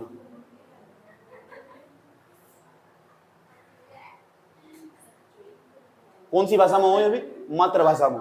सबसे पहली बार अपने विचारों को अभिव्यक्त करना हो, इसी मातृभाषा में होगा। लेकिन अगर तुम्हें कहीं भाषण देना हो, तो भाषण एक प्रकार का सिस्टमेटिकल तरीके से देना पड़े, वह द्वितीय स्तर की भाषा हो जा, प्रथम प्राथमिक स्तर की भाषा नहीं होती वह, याद रखना बात यह, ठीक। इसे कहते हैं फेक पंक्ति। ऐसा है ही नहीं जो व्यक्ति जो भाषण दे रहा खड़ा हुआ माइक के ऊपर। एक व्यक्ति के दो रूप हो, एक हो आदर्श रूप, एक हो यथार्थवादी रूप। सही बात है। इस दुनिया में जितने भी लोग हैं ना, सारे के सारे वे केवल आदर्शवादी रूप को शो करते हैं। जानते हो तुम तो, या आइडियोलॉजी, आदर्शवादी क्या हो, आइडियोलॉजी नहीं जानते, आइडियलिज्म नहीं जानते। आदर्शवादी का मतलब वो जैसा है नहीं ना, उस तो बड़ा चढ़ा दिखाना। मान लो तुम अपने घर में बैठकर लड़ रहे थे, जैसे लड़ाई कर रहे थे, आज अचानक कोई मेहमान आए, एकदम तुम शांत हो जाओगे, जो चलो चलो चलो मम्मी जी नमस्ते, नमस्ते मामा जी नमस्ते। ये आदर्शवादी रूप है। सही बात है। लेकिन तुम हकीकत में लड़ाई कर रहे, जैसे पहले बोल रहे थे ऐसे बोलिए, यथार्थवादी रूप है। समझ नहीं बात, वो यथार्थवादी रूप है। ऐसे ही अलग अलग तरीके से परिभाषित करा जा सके। जैसे तुम अपनी डीपी लगाते हो, तुम 6 फिल्टर करके अपनी डीपी लगाते होंगे, वो आदर्शवादी रूप है। क्या तुम सच में ऐसे है? सही बात है, समझ नहीं बात है। तो 6 फिल्टर करके तुम अपनी डीपी लगाते हो, जब जाकर तुम्हारा फोटो साफ होगा। ऐसे है तुम सच में? मान लो कोई भी लड़की या लड़का कल को अपना स्टेटस लगागा, तो अब तक अपना सबसे अच्छा फोटो लगागा, सबसे खराब फोटो ये रैंडमली लगा देगा, पहले उसे निकाल लगा उसमें। तो वो आदर्शवादी रूप, यथार्थवादी नहीं है। क्या ऐसा हकीकत में है वो? तो बस, तो इंस्टाग्राम पर जितनी भी रील डाली जा सारी की सारी फेक होगी, यूट्यूब पर जितनी भी रील डाली जा रही सारी फेक होगी, है नहीं? तो जितने भी लोग यूट्यूब पर ये बकवासबाजी कर रहे हैं, पूरे पूरे अच्छे अच्छे फोटो डाले जाएगा, फोटो डाले, वीडियो डाले, वो सब फेक है नहीं है? अब मुझे ना क्या हो गया, मेरी तरफ देख रहे, वो मैंने डालता वीडियो, वो मेरा असिस्टेंट डाल रहा। इतनी बात बताओ, मैं चाहता हूं उसे नोट कर लो। है?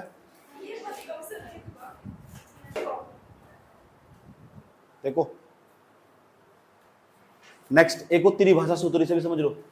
कितने पॉइंट हो गए थे पहले ये बताओ? 4 5 6 7 10 11 पॉइंट। 11 पॉइंट में त्रिभाषा सूत्र, यहाँ भी पेपर में सवाल पूछा हुआ, त्रिभाषा सूत्र। जैसे मैं आज चैप्टर खत्म करवा दूंगा ना, तो तुम घर जाकर कम से कम 100 150 200 क्वेश्चन लगाने हैं, और नोट साथ साथ बना के चलना पूरा का पूरा। उस नोट्स के अंदर 1 पेज 2 पेज खाली छोड़ देना, 1 2 पेज। अब जो भी नया क्वेश्चन दिखा जाए तुरंत ऐड ऑन कर लेना। समझ बात है? एक किताब लेकर रखना घटना चक्र की, उसके अंदर से जितने भी क्वेश्चन है सारे क्वेश्चन लगाना, एक भी क्वेश्चन मत छोड़ना। चैप्टर मिलेगा हिंदी भाषा एवं अन्य भारतीय भाषाएं, समझ में आया बात? है उसमें तो जाकर सारे क्वेश्चन लगाना, एक भी क्वेश्चन मत छोड़ना। हो सकता है 1 2 क्वेश्चन अलग दिखाई दे, ओड सा दिखाई दे, तुरंत अपने नोट्स में ऐड ऑन कर लो। उसी नोट्स को बार बार रिपीट रिवीजन करा जा, केवल उसी नोट्स को लास्ट तक, बस उसे थोड़ा मॉडिफाई करा जा, संशोधित करा जा। त्रिभाषा सूत्र, त्रिभाषा सूत्र, ये त्रिभाषा सूत्र, इसका क्या मतलब हो? अच्छा, एक तो अंतरराष्ट्रीय भाषा, क्या हो? अंतरराष्ट्रीय भाषा। तो बताओ अंतरराष्ट्रीय भाषा क्या हो?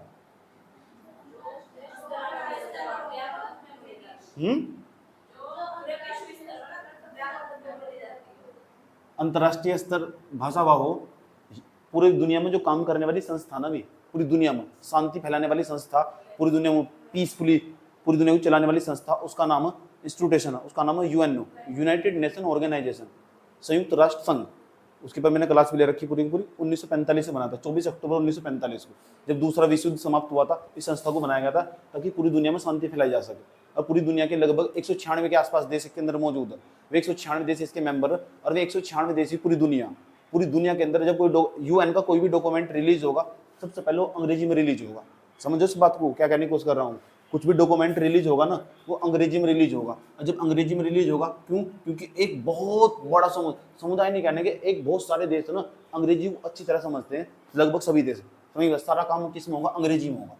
किस में होगा? अंग्रेजी में। तो अंग्रेजी में जब होगा, इसलिए हम अंतर्राष्ट्रीय भाषा कह सकते हैं अंग्रेजी। केवल अंग्रेजी अंतर्राष्ट्रीय भाषा नहीं है, ऐसी बहुत सारी भाषाएं जो अंतर्राष्ट्रीय भाषाएं हैं। समझने की बात है? जैसे जर्मनी हुई, जर्मनी भी अंतर्राष्ट्रीय भाषा, बहुत याद देख लो। इन्होंने अपने एक स्पेनिश, हाँ स्पेनिश, यह भी अंतर्राष्ट्रीय भाषा, ये अंतर्राष्ट्रीय भाषा, पता लग चुका? यहाँ डॉक्यूमेंट इसमें रिलीज होंगे। उसके बाद दूसरे नंबर पर एक भाषा हमारे पास राष्ट्रीय भाषा,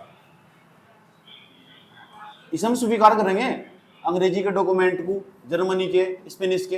अंतर्राष्ट्रीय जो डॉक्यूमेंट होगा ना, इंटरनेशनल जो भी डॉक्यूमेंट होगा, कोई भी दस्तावेज होगा, ये समझ जाओ वो अंग्रेजी, जर्मनी और स्पेनिश में होगा। समझना की बात है? इसलिए इन भाषाओं को हम अंतर्राष्ट्रीय भाषा कहते हैं। लेकिन जो राष्ट्रीय भाषा हो, अभी थोड़ी देर पहले बताया था मैंने, राष्ट्रीय भाषा, राष्ट्रीय भाषा क्या हो? जो राष्ट्र के अंदर व्यापक रूप से बोली जा। तो राष्ट्रीय भाषा कौन सी है हमारी? कौन सी राष्ट्रीय भाषा हमारे पास? हिंदी। कौन सी? एक राष्ट्र के अंदर यही तो बोली जा रही है व्यापक स्तर पर, ठीक। उसके बाद बताओ एक प्रांतीय भाषा, तीसरे नंबर पर। इन तीनों को मिलाकर हम त्रिभाषा सूत्र बोल रहे हैं। एक भाषा होगी, दूसरी भाषा होगी प्रांतीय भाषा। प्रांतीय भाषा को हम क्षेत्रीय भाषा भी कह सकते हैं। प्रांतीय क्षेत्रीय भाषा क्या कहते हैं? क्षेत्रीय भाषा। सही है, क्षेत्रीय।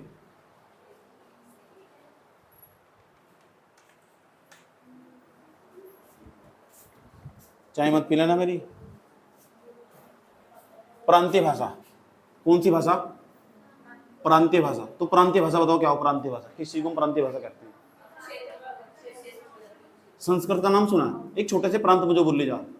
एक बात बताओ, कोई भी ऋषि मुनि के पास चले जाओ तुम, किसी भी ऋषि मुनि के पास चले जाओ, ज्ञान देगा पूरा का पूरा, 4-5 श्लोक सुनागा, समझ जनता पागल पीछे सामने, और उसका हिंदी में कन्वर्ट करके बता दिया, फिर तो और भी पागल। सही बात है, मतलब बाबा बनना ना आसान है नाम से। अनिरुद्ध चारे का नाम सुना तुमने? मतलब ऐसा ऐसा पीस पैदा होगा ना इंडिया के अंदर, क्या बताऊं तुम। ये बिस्कुट में नहीं, गजब की बात है, गजब का साइंस भी देख रहा है यार, मैं ही बेवकूफ हूँ या इसका साइंस खतरनाक है।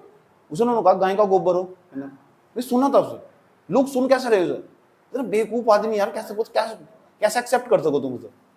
साइंस पूरी फैले में सोच रहा मैं बेवकूफ देखो इतना सारा साइंस पढ़ के बैठा हुआ।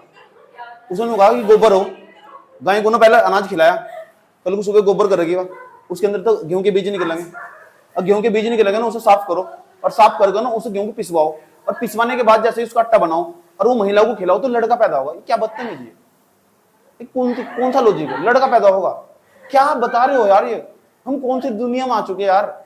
फिर मैंने अपने आपको 2 चाटे लगाए, छी छी, मैंने से आदमी देखा क्यों। लोग स्टेटस लगा रहे हैं उसका, इतने बड़े गधे हो, थोड़ा सा लॉजिक नहीं इस्तेमाल कर सकते क्या कर रहे हो तुम, क्या बनाना चाह रहे हो।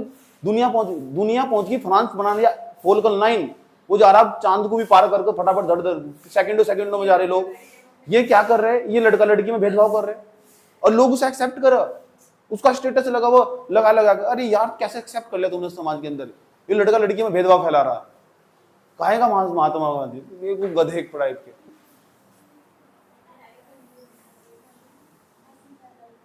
उर्दू,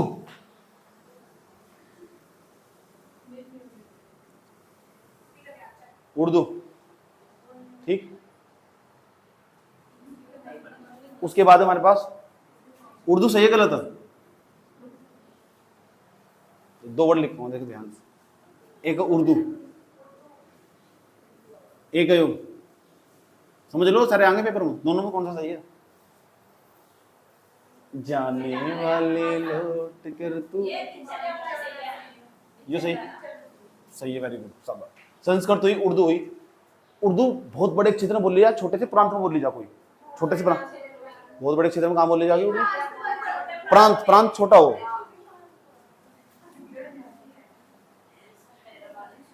पंजाबी सारे लोग बोलते हैं, कुछ ही लोग बोलते होंगे, हाँ कुछ ऐसे हो ना, ऐसे पीसेस तुझा जिन्हें पंजाबी पसंद हो, केडी कर रहे हो, केडी कर फलाना ढीम, अरे ढंग से हिंदी बोल लो।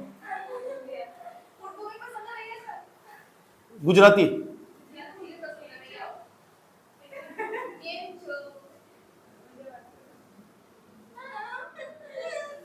ये प्रांतीय भाषा, इन्हें प्रांतीय भाषा पूछे हुए पेपर में सवाल, इसलिए लिखा हुआ 12वें नंबर का पॉइंट। चलो तो पता लग चुका तुम्हें। एक विभाषा, यहां से भी सवाल पूछा हुआ एक बार, विभाषा क्या होती, किस चीज को हम विभाषा कहते हैं। 2 या 2 से अधिक राज्यों में जब एक ही भाषा का विस्तार होना स्टार्ट हो जाए, एक ही भाषा 2 या 2 से अधिक राज्यों में बोली जा रही, समझ बात है, दोबारा फिर समझो मैं क्या कह रहा हूं। जब एक भाषा 2 या 2 से अधिक राज्यों में जब एक ही भाषा बहुत अधिक लोगों द्वारा प्रयोग किया जाता है, 2 या 2 से अधिक राज्यों में 2 या 2 से अधिक राज्यों में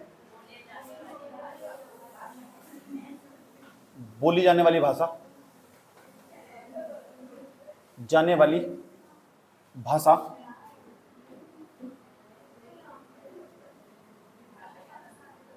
दो या 2 से अधिक राज्यों में बोले जाने वाली भाषा,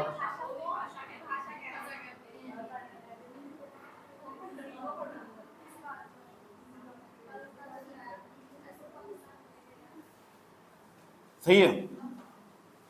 और बताओ कोई प्रॉब्लम है यहां तक, विभाषा पता लग चुका।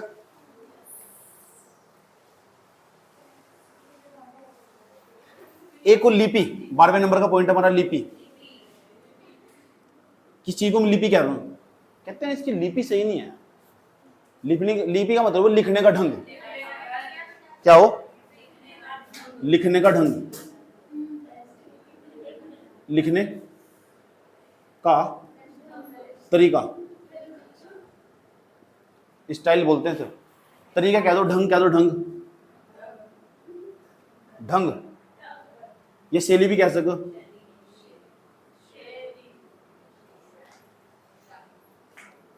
13वें नंबर का पॉइंट हमारा है, ये सारे पॉइंट सवाल है, याद रखना बात है। एक बोली, बोली क्या है? बोली किस चीज को हम बोली बोल रहे हैं बताओ? बोली हो बोलने का तरीका बोलने का तरीका या ढंग, उसे हम बोली बोलते हैं। बोलने का तरीका, ढंग, स्टाइल।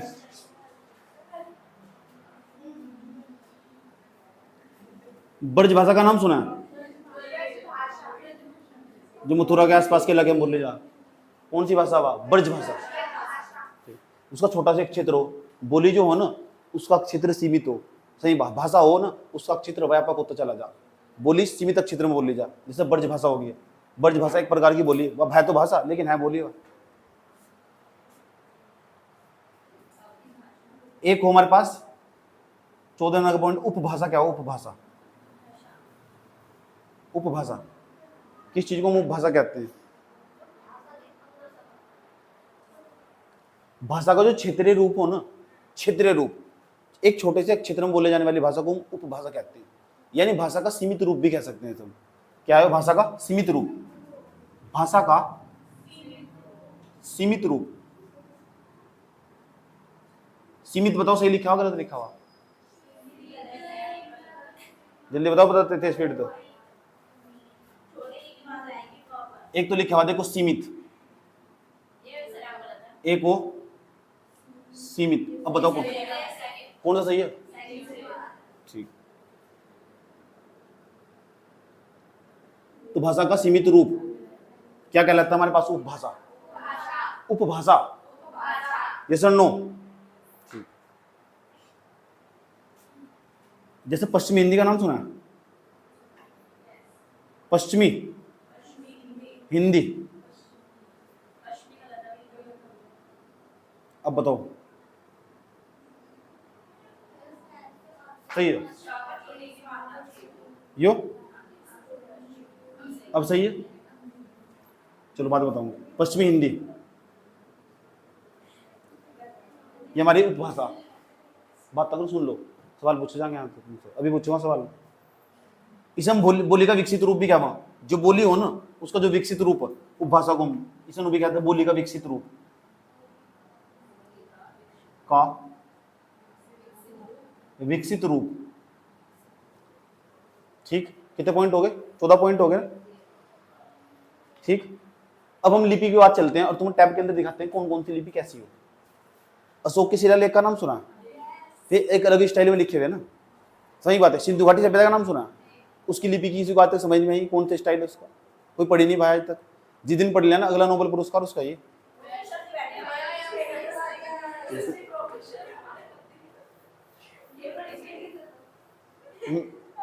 मेरी फ्रेंड थी, उसने हिस्ट्री तो वो कर रखी थी, एमए करी, फिर पीएचडी कर रही थी वो। हाँ, तो मेरा तो दिमाग का दही बना देती, मैं उसके पास तो उठ कर जाना ही पड़ता। कह रही तुम जानते हो ये जो मिट्टी है ना, ये मिट्टी, मैंने कहा ए मेरी मामू चुप हो जाकर इधर थोड़े चुप हो। सुन, 14वें के बाद 15वें नंबर का पॉइंट सुन लो, बात ना करो, यहाँ से भी सवाल पूछे जाते हैं देखो। उसके बाद हमारे पास ब्राह्मी, ये सवाल पूछेगा तो उनसे ब्राह्मी लिपि के बारे में सवाल पूछेगा। अब बताओ ब्राह्मी सही लिखा हुआ क्या?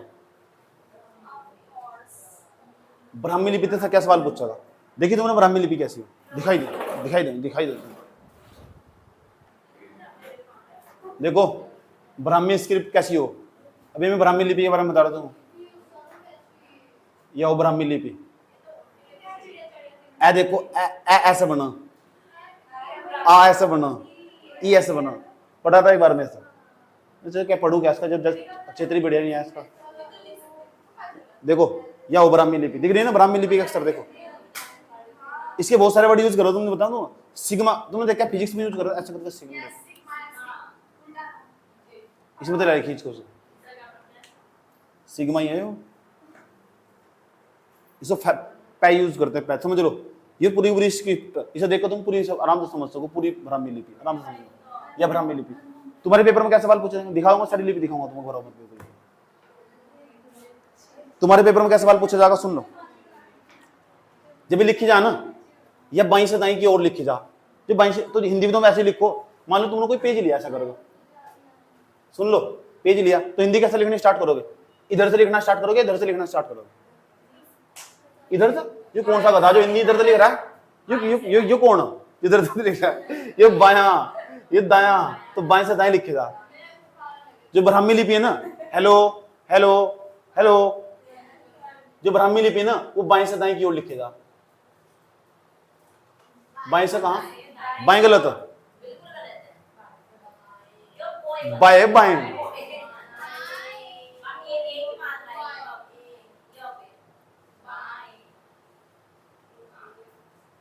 बाएं से सही है। पैने समझ रहे हो? यह है मेरा पैर या मन करने समझ। अभी तुमने दिखाई, मैंने तुम्हें कौन सी स्क्रिप्ट हो, इससे दूसरा सवाल पूछेगा। सबसे इंपॉर्टेंट बात बता रहा हूं तुम्हें, देवनागरी जो लिपि है ना, जो तुम आज तो दिन देखते देवनागरी लिपि जो बनी हुई, तुम व्हाट्सएप पर किसी को मैसेज करते हो, आ गए, हाँ आ गए, लिख रहे हैं इंग्लिश में ही, लेकिन हिंदी के वर्ड हो पूरा को पूरा। तो देवनागरी लिपि ब्राह्मी लिपि से विकसित हुई। इसे देवनागरी लिपि की जननी कहते हैं, माता कहते हैं देवनागरी लिपि की। देवनागरी लिपि की जननी। जननी का मतलब क्या हो? जननी सुरक्षा योजना चल रही है हमारे, बताओ कब चलाई थी? इतने माननीय है तुम, पेपर में सवाल आ चुका है, सुनो याद रखना बात है। बताओ इसके बारे में तीसरा सवाल पूछेगा तुमसे। ये सवाल पूछेगा ब्राह्मी लिपि के बारे में। पहली बात है बाएं से दाएं लिखी जा। देवनागरी लिपि इससे विकसित हुई। अभी देवनागरी लिपि पढ़ेंगे, देवनागरी लिपि दिखाने वाला हूं पूरी कैसी। अब तीसरी खास बात पता क्या है? पूरे विश्व की सबसे प्राचीन लिपि यही है। अब सबसे पहली बार जब लिखना शुरू कर, ये मैंने तुम्हें दिखाया ना, सबसे पहली बार अगर किसी ने ए आ बाद में आए हैं, ए आ बाद में आए हैं, सबसे पहले बढ़ना स्टार्ट हो गया था। ए का मतलब ये होता, ए ये होता हमारे पास, ये ए था, सही बात है। ई कैसे बना हुआ इसमें? ई ऐसा देखो, ये ई है, सही बात है। उसके बाद हमारे पास ए बनाना हो ना, ए ऐसे बनाते हैं, इसमें ए है, ब्राह्मी लिपि, या ब्राह्मी लिपि हमारे पास है, समझ बात है। इसे सबसे प्राचीन लिपि बोलते हैं, सबसे प्राचीन लिपि।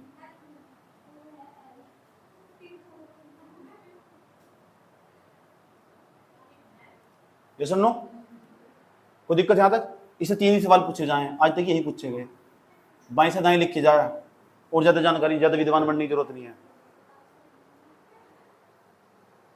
चले अब देवनागरी लिपि, इसे भी दिखा दूं। देवनागरी लिपि 16वें नंबर पर, देवनागरी लिपि, देवनागरी लिपि, इसे भी समझ लो।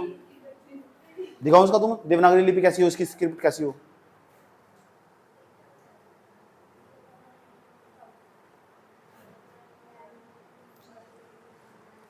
देव, देखो, जाने वाले लौट कर तू आया क्यों नहीं। देखो यह देवनागरी लिपि, अशोक का शिलालेख देखना। देखो इसे देखो, पहले जितने भी तुम देखो ना पुराने ग्रंथ देखना, उठा, ये देखो देवनागरी लिपि है, इस तो फिर हिंदी बनी थी, समझ लो, ये देवनागरी लिपि है। अच्छा ये बात बताओ, यह बाएं से दाएं नहीं लिखी जाती, तो देवनागरी लिपि बाएं से दाएं लिखी जाती, याद रहेगी बात। देखो देवनागरी लिपि है, इसकी वो दिखाऊंगा, स्क्रिप्ट दिखाऊंगा सीधी में, अक्षर से।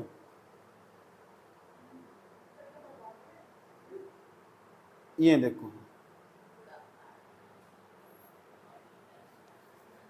क्या दिखा तुमने, क्या कबूतर लिखा नहीं, ये क्या कबूतर, तो उसका नाम क्या लिखा तुम, ये क्या लिखा इसके नाम का, एबीसीडी अक्षर तो क्या है।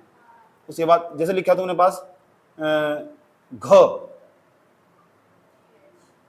ये लिखना घ तुम, तो क्या बोलो GH, ऐसे तो लिखो, व्हाट्सएप की लैंग्वेज ही तो है, और क्या है। हाँ उसके बाद लिखना तुम प लिखना, प के नाम का क्या लिखो, प के नाम का पी नहीं लिखते, ये तो और क्या हो, ये तो देवनागरी लिपि हो।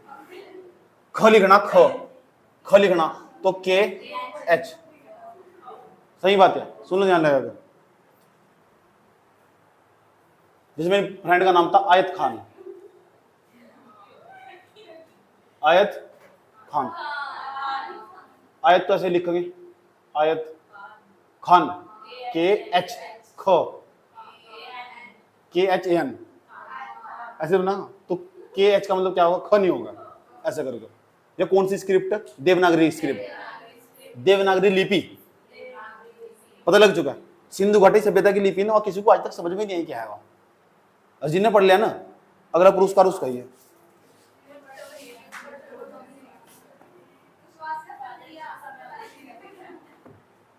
पता लग चुका है देवनागरी लिपि कौन थी इसकी।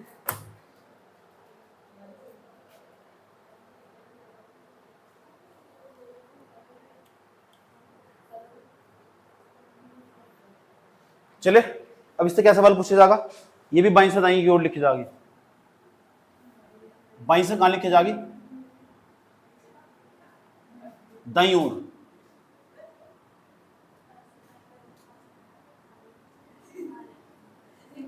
एक बात बताओ, पहला पॉइंट होगा, दूसरा सवाल क्या पूछेगा इससे, अच्छा मतलब देवनागरी लिपि या ये देवनागरी लिपि किससे जनित हुई,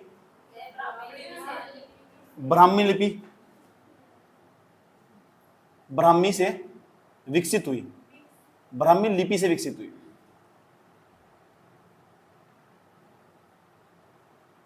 तो ये भी सवाल पूछा हुआ, ठीक। 16 हो गए ना, 16 के बाद 17वां देवनागरी लिपि। देवनागरी लिपि तो एक दो सवाल और पूछ लो, ठीक। ये भी पूछा जा सकता तुमसे, भारतीय संविधान के द्वारा मान्यता दी गई देवनागरी लिपि को, याद रखना बात। तीसरा पॉइंट, भारतीय संविधान ने मान्यता दी, संविधान ने मान्यता, संविधान ने मान्यता, वो भी इंडिया का कॉन्स्टिट्यूशन इसके बारे में जिक्र करता। क्यों कहता है, अगर तुमने इंग्लिश में नहीं, हिंदी में इंग्लिश में नहीं लिखा जा रहा ना कोई वर्ड, उसे हिंदी में लिख दो, ऐसा करके। मान लो बायोलॉजी पढ़ते वक्त छात्र जब बायोलॉजी पढ़े 12th क्लास में, और बहुत ज़्यादा खतरनाक वर्ड आ जाए वहाँ से, सही बात है, पैरामीशियम, तो ऐसे लिख देंगे पैरामीशियम, है तो इंग्लिश का वर्ड, हिंदी में लिख दो कन्वर्ट करो, इसे बोलते हैं देवनागरी लिपि, समझ गए। ऐसे इसका इस्तेमाल कर सको तुम यूपीएससी में लिखते वक्त ना, जब तुम उत्तर लिखोगे तो जो कोई ज्यादा हार्ड वर्ड इंग्लिश का, उसे हिंदी में लिखा जा सकता, और तुम तो वैसे भी हिंदी में लिखो।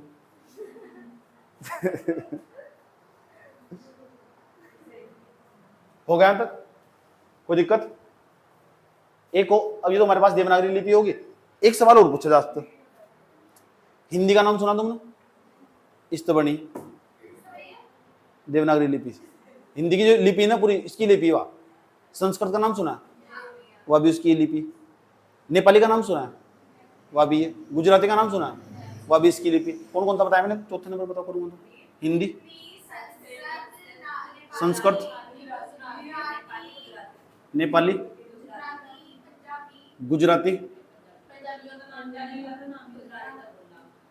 गुजराती, इन भाषा की लिपि है ये देवनागरी लिपि, ये सर नो।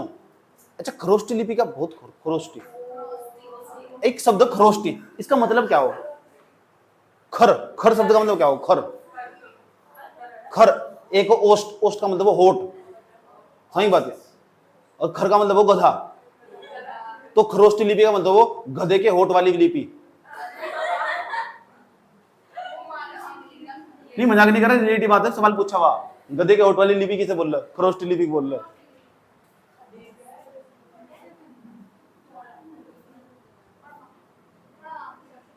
खरोष्टी लिपि,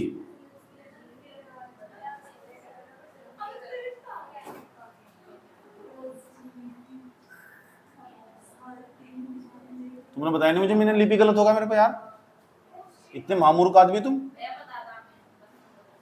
बोलना चाहिए था ना, मैंने ध्यान नहीं दिया ना, कहाँ गया कहाँ गया कहाँ गया, सही है ना। खरोष्टी, इसमें जो खर, देखो खर लिखा हुआ है, इसका मतलब पता क्या हो, गधा,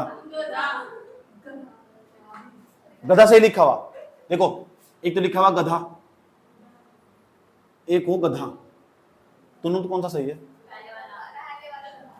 ये गलत है, याद रखना बात है, ऊपर वाला सही है, जान पूछ कर, चुप हो जाओ। गधा, एक ओस्ट, ओस्ट का मतलब वो होठ, अगर गधे के होठ सबने देखे होंगे, तो यहाँ गधे के होठ थोड़ा दिखाऊंगा मैं, तो मामूर का आदमी होगा तुम। एक बार खरोष्टी लिपि भी दिखा दूं।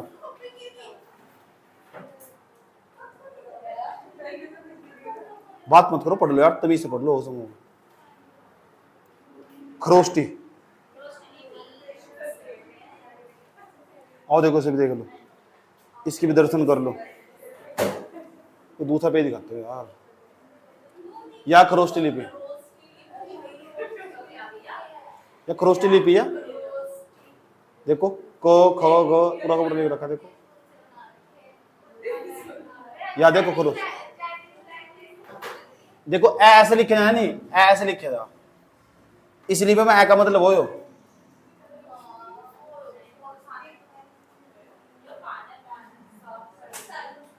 जैसे तुमने लिखना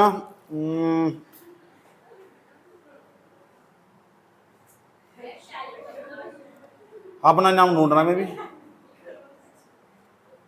स, ये स है नहीं,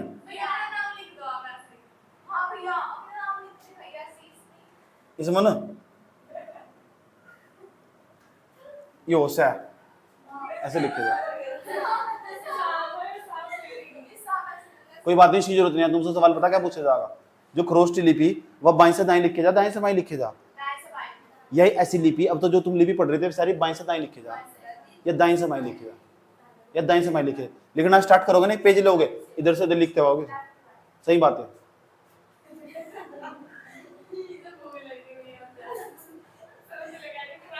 दाएं से लिखी जाएगी बाईं ओर, दूसरे नंबर पर जाओ और, ठीक। अशोक के शिलालेख का नाम सुना है? अशोक के जितने भी शिलालेख है ना, शिलालेख जानते हो, अशोक ने जितने भी अच्छे काम करवाए थे वो सारे काम ना इस तरह करके बोर्ड लगवा देते, अमुक काम एक भूप सिंह ने करवाया, या सड़क, यह सड़क है ना यहाँ की प्रधान ने बनवाई, हमारे यहाँ का भी प्रधान था भूप सिंह, उसने बनवाई है, ऐसा करके सुनो, ध्यान लगा के अच्छे तरीके से यार। तो अशोक के जितने भी अधिकांश शिलालेख इसी लिपि में, खरोष्टी लिपि में, अशोक के अधिकांश शिलालेख, अधिकांश शिलालेख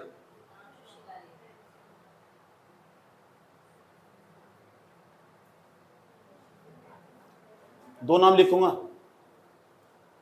मैं साथ साथ, शिला लेख। सही है, ये सही है, ये सही है।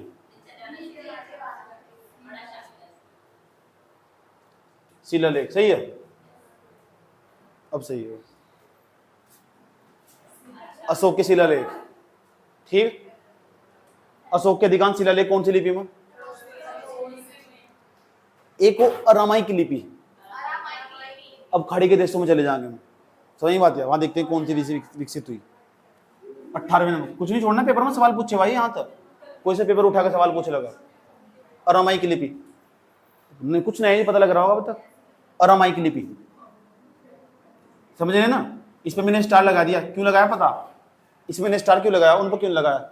जब हम पढ़ रहे थे ब्राह्मी लिपि पढ़ी, देवनागरी लिपि पढ़ी, उन दोनों में समानता, इसमें समानता नहीं है, या ना दाईं से बाईं की ओर लिखे जा रही, इसलिए अपन इस पे स्टार लगा दिए। क्या लगा दिए? अपन ने इस पे स्टार। एक वो अरामाइक लिपि, अरामाइक लिपि, कोई दिक्कत? अब अरामाइक लिपि में क्या खास बात हो, सुन लो ध्यान लगाकर, यह भी दाईं से बाईं ओर लिखे जा, खास बात है इसकी, दाईं से बाईं ओर, दाईं से बाईं ओर। दिखाऊं इसे भी, इसकी भी दर्शन कर लो, या रहने दो, चलो छोड़ दो, फिर घर जाकर देख लियो। अरबी का नाम सुना? अरबी का, अरबी भाषा नहीं होती क्या? एक वर्ड बता दो जो अरबी का हो और हिंदी में आएगा हो। चलो एक हो, इसका नाम बताओ क्या हो? जो,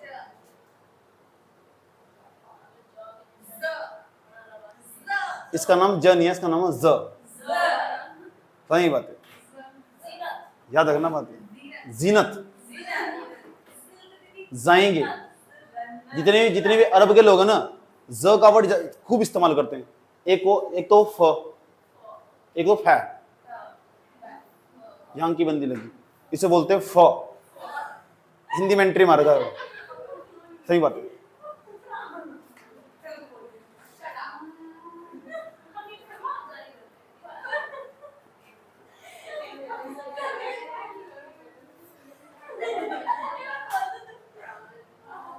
तो शायरी लिखने वाले ऐसे तो इस्तेमाल करते हैं, हिंदी की जो शायर ऐसे लिख के इस्तेमाल करते हैं, फकत तो कभी तुम कहीं तो नजर आओगी मुझे। अरे शायरी थोड़ा ही सुनाई है, सुनाऊंगा अभी। अरबी, अरबी के अंदर इसका यूज हो रहा, सुन लो यार, चुप हो जाओ। अरबी एक और फारसी।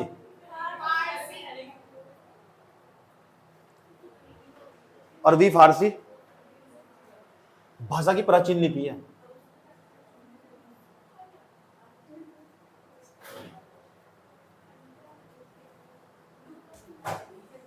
बेटे सवाल उठाओगे ना पता लग जाएगा, सारे सवाल यहीं से आए हुए। अरबी फारसी भाषा की प्राचीन लिपि है।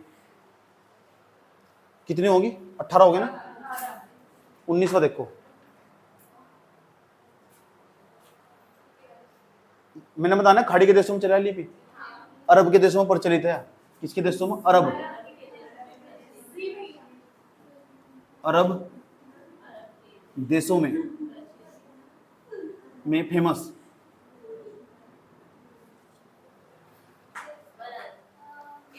देवनागरी लिपि में से चल जा।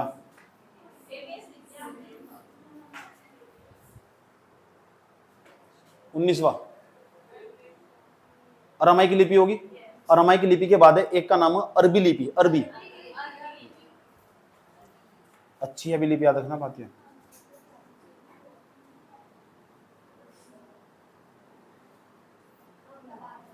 अरबी लिपि, अरबी लिपि क्या खास बात हो? उर्दू भाषा की प्राचीन लिपि है। ये पूछा हुआ याद रखना बात है। उर्दू भाषा की प्राचीन लिपि।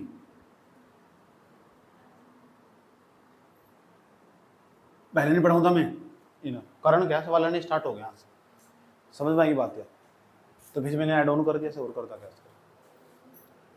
उर्दू भाषा की प्राचीन लिपि। और सुनो, अरामाई की लिपि देखिए, यानी जो अरामाई की लिपि से विकसित हुई है, यह है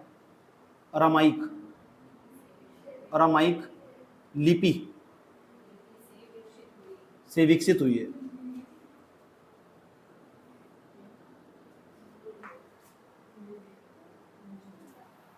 और बताओ, यह भी दाई से बाई और लिखी जा। दाई से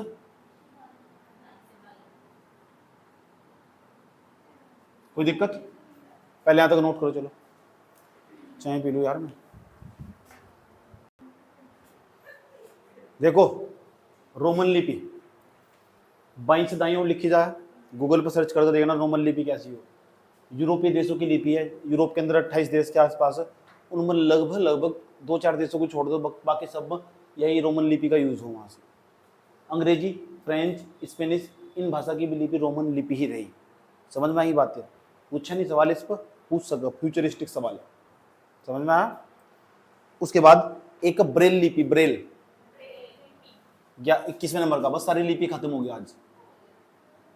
सुना है नाम ब्रेल?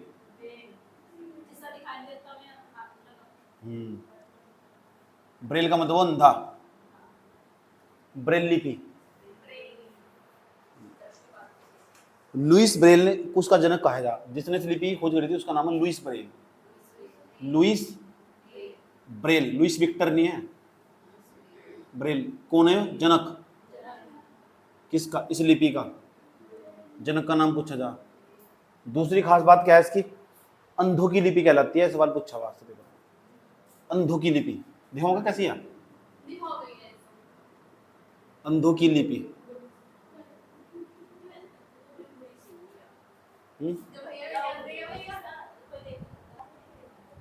देखो, यह ब्रेल लिपि, जो अंधे व्यक्ति हो ना, जिसे दिखाई नहीं देता, उसे समझाने के लिए या ऐसी हो। देखो ब्रेल लिपि, इसका इस्तेमाल कर रहा है। ब्रेल लिपि है सारी। अरे वैसे ऐसा करके देखो, टच करना पड़े ना, जिसे दिखाई देता टच करेगा ना, एक ही प्रकार की लिपि से ब्रेल लिपि बोल। इनने इसका आविष्कार करा था, लुइस ब्रेल इसका नाम है। ताकि अंधे व्यक्ति को पढ़ाया जा सके। रुक जाओ, बात ना मत करो, बात मत करो। एक सवाल और कई बार पूछा गया पेपर में, बहुत दो गौर तो समझना अब जा, 5-6 लाइन ऐसी बताऊंगा गजब की, तुरंत पेपर मांगे सवाल ही। मैं तुमसे सवाल पूछता हूँ, विश्व में सबसे ज्यादा बार बोले जाने वाली भाषा कौन सी पूरे विश्व में? पूरे विश्व में सबसे ज्यादा बोले जाने वाली भाषा कौन? चीनी। हाँ। विश्व में बोले जाने वाली भाषा का आरोही क्रम लिखने जा रहा हूं बोर्ड 22वें नंबर पर। विश्व में मैंने कहा था ना तुम्हें, चीनी लोगों का पूरी दुनिया में फैले हुए। विश्व में बोले जाने वाली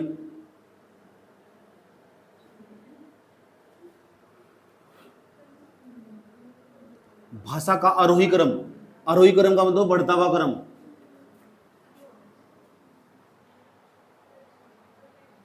आरोही क्रम, आरोही क्रम का मतलब बढ़ता हुआ क्रम हुआ। तो बढ़ता हुआ क्रम सबसे ज्यादा मात्रा में अंग्रेजी बोल ली जा, लेकिन सबसे ज्यादा लोग चीनी पाया जा पूरी दुनिया में, सबसे ज्यादा लोग मतलब चीनी। क्या देख लो पेपर में कैसा सवाल आगा। आरोही क्रम, उत्तर तुम्हारा सही है जो तुमने बताया था अंग्रेजी। आरोही क्रम का मतलब है पहले नंबर पर तो चीनी होगी, आजकल सवाल ऐसे आवा ना। और दूसरे नंबर पर होगी हमारे पास हिंदी, और तीसरे नंबर पर होगी अंग्रेजी।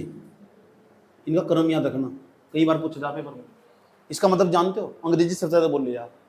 तुम सही बोल रहे थे, लेकिन सवाल घुमा के पूछा ना। ये जो लिख दिया ना उसने आरोही क्रम, कंफ्यूज करा बच्चों को। इसे बोल रहे बढ़ता क्रम। सबसे कम यहाँ बोल ले जाएगी, उससे ज्यादा बोल ले जाएगी, या सबसे ज्यादा बोल ले जाएगी। समझ ये बात। अगर घटता क्रम पूछे तो तुरंत इसका उल्टा कर दो, उसे हम अवरोही क्रम बोल लो। अवरोही क्रम इसका उल्टा होगा तुरंत। 23वें नंबर का क्वेश्चन, 23वें नंबर का पॉइंट।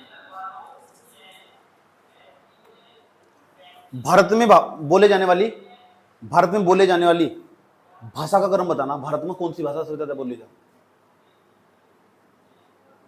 भारत में बोले जाने वाली भाषा का आरोही क्रम, भारत में बोली जाने वाली भाषा का आरोही, बताओ क्या होगा? भारत में बोले जाने वाली भाषा का आरोही क्रम। भोजपुरी, बहुत बोझेगा बोली जाएगी भोजपुरी। कौन बोल रहे? बिहारी लोग। दूसरे नंबर पर जाओ, खड़ी बोली, खड़ी बोली। तीसरे नंबर पर जाओ, तीसरे नंबर पर हमारे पास अवधी। क्या नाम है? अवधी। मगध, उसमें बिहार में बोल ली जा, यूपी के क्षेत्र में कुछ। चौथे नंबर पर हमारे पास ब्रज भाषा।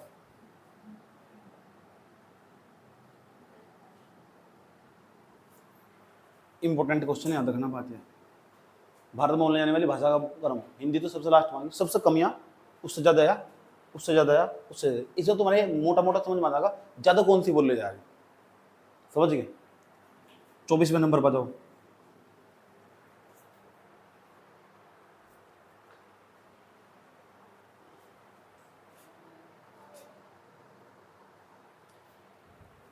ये ना भारत तथा विश्व हो, भारत तो है ही प्लस विश्व कर लियो।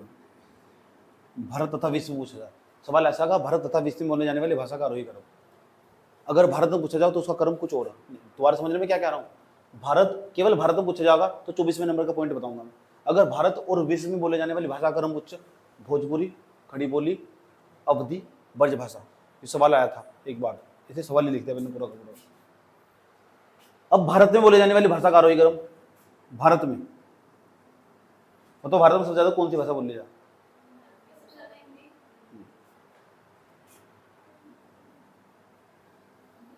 और दूसरे नंबर पर बंगाली।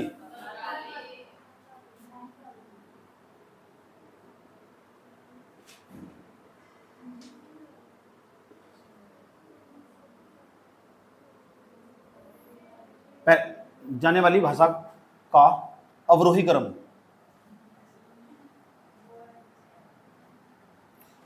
पहले नंबर बताओ कौन सी बोली जाएगी? हिंदी। दूसरे नंबर पर बंगाली। तीसरे नंबर पर अब ठप मराठी।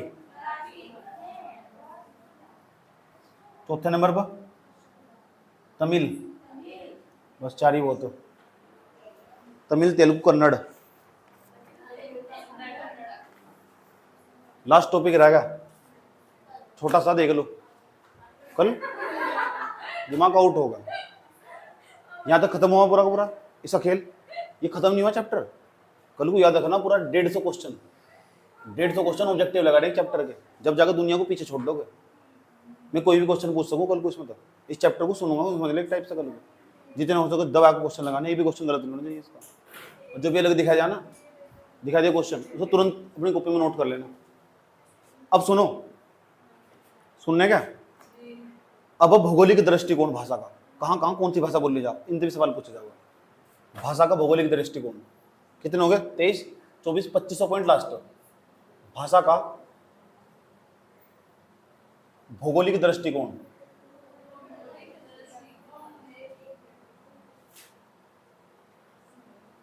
अच्छा।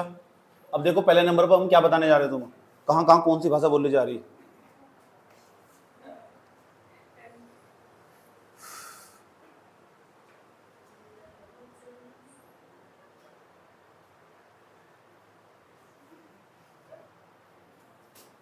एक तो हो हमारा गांव, गांव में कोई भाषा बोली जानी बोली जाती। एक हो हमारा जिला, गांव से बड़ा जिला मान लो, जिले से बड़ा क्या होगा राज्य, राज्य से बड़ा क्या होगा देश। इस तरह क्रम मान लो। जो गांव में बोली जानो उसे बोल लो उपबोली, उपबोली, ठीक। और जो जिले में बोले जाना उसे बोल लो बोली, गोली नहीं बोली, गोली है बैठी मार दे गोली। उपभाषा,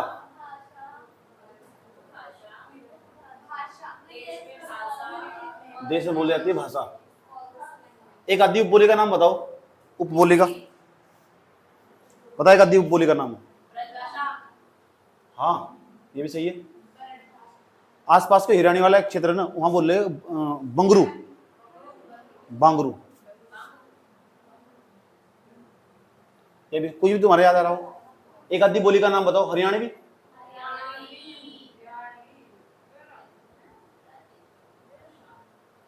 उपभाषा का नाम बताओ एक आदि। पश्चिमी हिंदी,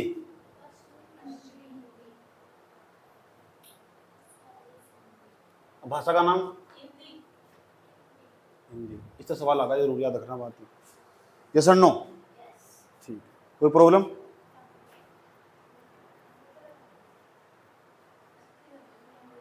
बाकी एक दो क्वेश्चन ऐसे आएंगे कि कहाँ कहाँ कौन सी लैंग्वेज बोली जा रही, तो वो ना तुम क्वेश्चन से अपडेट करोगे। सुन लो ध्यान से, अब इसमें कौन सा कितना काम करना बाकी समझ लो। ये चैप्टर मेरी तरफ से आज खत्म हो चुका। ये मेरा पहला चैप्टर था, समझ गए, ये पहला चैप्टर था। इसके बाद कल को मैं दूसरा चैप्टर उठाऊंगा, वो मेरी मर्जी होगी कौन सा उठाऊंगा, और कल को ही खत्म कर दूंगा। समझ बात, आज भी खत्म कर सकूँ शाम के टाइम, ठीक। बस करते मुझे थोड़ा बिजी ना हूँ, मैं ज़्यादा बिजी हो जाऊँ तो फिर मैं झेल नहीं पाता इतना सारा काम यहाँ। क्या करना है इसमें, जितना मैंने नोट्स बनाया इसका नोट्स तैयार हो गया। तैयार होने के बाद 150 ऑब्जेक्टिव क्वेश्चन लगाने, यूट्यूब से भी, तुम्हारे जो पास जो बुक हो उससे भी। और जो भी एक दो नया क्वेश्चन दिखा दे और तुम्हें लग रहा है कि मेरे नोट्स में नहीं है, ऐसे करके नोट बनाया, NOTE नोट, उस चीज़ को ही लिख दिया। ऐसा करके तुम्हारा नोट सबसे बेहतरीन हो जाएगा। ऐसा करके हिंदी के सारे नोट्स तैयार करने हैं पूरे के पूरे। यस और नो, क्योंकि मैं सारा नोट्स बदलने वाला हूँ इस बार पूरा का पूरा, ठीक है, और काफ़ी कुछ ऐड करवाने वाला हूँ। चलो नोट करो सर।